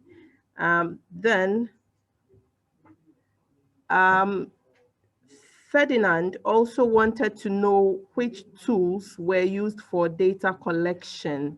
I think that's for the JAMA project. He wants to find out what tools were used for data collection on the JAMA project. But there is a question I'll ask you, Dr. Snow, as you are on now, before someone else makes an intervention. And this question is from Joseph. He actually throws it to all the presenters. He wants to understand how we address the power balance between traditional authorities and state institutions. What specific role can the traditional authorities play in marine spatial planning to ensure ownership of plans? So I will attempt it and then leave it to the other speakers if they want to add on. So this is one of the important components within the marine spatial planning or integrated ocean management as we go forward anyway, is that we need to understand that with stakeholders, not everyone is considered equal. However, the processes that we are undertaking is to try and understand these power balances and understanding the deeper legal connections. So for example, in South Africa, we have customary rights laws, which often are not included within the decision-making process. So even though you will have a Marine Spatial Planning Act, there are other legal instruments that need to be taken into consideration when developing your particular plans. And this is important to bring to the fore as well. Also, one of the processes that I think that needs to be done right from the beginning, and is one that we actually have started, was undertaking a stakeholder mapping process. And also within the stakeholder mapping process, it's more than just identifying who are the people within the area, who are the sectors in the area, but also what is the actual power balances and who is legitimized to provide knowledge. And we have seen many cases that have arisen, particularly around the Atlantic and from the mid-Atlantic, of Indigenous peoples raising their concerns about the power imbalances and that they need to be heard. And if we look at UNESCO, the UNESCO African Week, they all talk about, and the UNDP in general, talk about the inclusion and addressing those power imbalances, that Indigenous people and communities have a right to decision-making and to be heard within the context. And if we want to be effective with our planning, as well as effective with our conservation agenda, we need to take this on board. We cannot continue the way we have in the past, because we need to collectively protect what is important to us all. Right, thank you so much. Can I yes something that this power imbalance that Bernadette Snow was showing? I actually enjoyed your presentation, by the way. It is interesting that in a country like Equatorial Guinea, where 90% of the economy is based on oil, and just like less than 1% is related to small scale fisheries, even though they are traditional people and that we have all this cultural knowledge in the coastal zones, in the Ndowe people, it's really difficult to make them to sit in the same table with the government or with the oil sector. And the oil sector was actually funding all this marine spatial planning exercise, but at the same time, you know, they are kind of set on already marine spatial planning on their heads, which will not affect their interest, or in this case, you know, whatever they want to extract the oil. One of the best examples that I can get is that the platforms, they're actually function as a fats in a way, you know, the fishing aggregation device. So there is a lot of fishing going on, plus there is a lot of phosphorus and nitrogen going in from the platforms to the sea. So there is more production of fishes in those platforms, but they are not allowed the people from the villages fish close to the platform. There is a security reason, which I agree with, but there is also some more than strict going on, and there were traditional places that they were fishing before.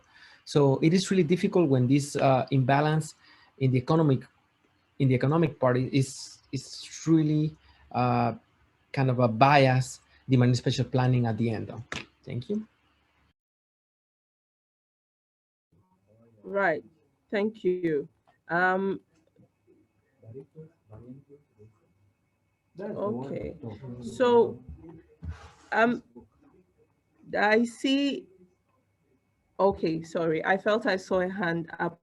Madam Kwadjo, would you want to react to the question on data now?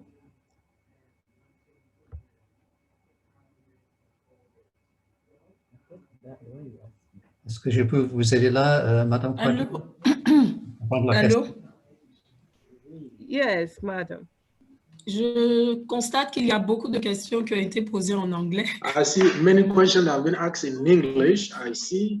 Okay. I tried one of them to do the translation in French and to be able to answer to the question, and also translating into English and then put it back in the chat.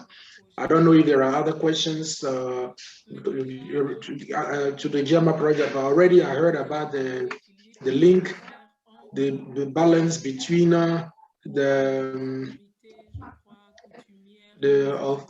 customer authority and the government authorities. I don't know if that was the question, if I got the question right, or else can you just remind me the question so that I can give a complete answer, I mean my point of view on this question.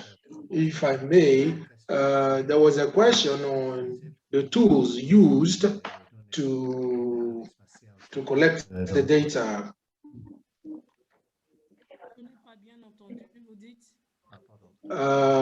Yes. Des outils. This was a question on the tools used to collect the data, the necessary data for the project. Exactly, that's one. In the first place, the data we collected with respect to the space marine planning, space marine, was to list all, identify all the geographic coordinates of the different activities within the marine space and coastal space of Grand Bassam. This enabled us to help. This enable us to specifically do the map for the current usage. Also, in terms of data collection, we also do the bibliographic review on all the research, the archive, the scientific articles that are of interest to the issue of planning, marine planning, or the issue of marine space condition. We use all this as regard the report on the condition of the marine space condition. All the writing that are available regarding the condition of the marine and coastal space in Côte d'Ivoire. Right. Okay. I don't know if I didn't answer to the question. Yes, yes. Thank you very much. I think that was it. All right. So all too soon, this session has also come to an end. Thank you all very much. It's been very interactive and interesting. We would take another break now, and we would be back for the fourth and final session. And this it's an equally important session, because this is where we get to also interact and bring our ideas on board as participants. So if you have not had a chance to speak yet, in the fourth session, you would be able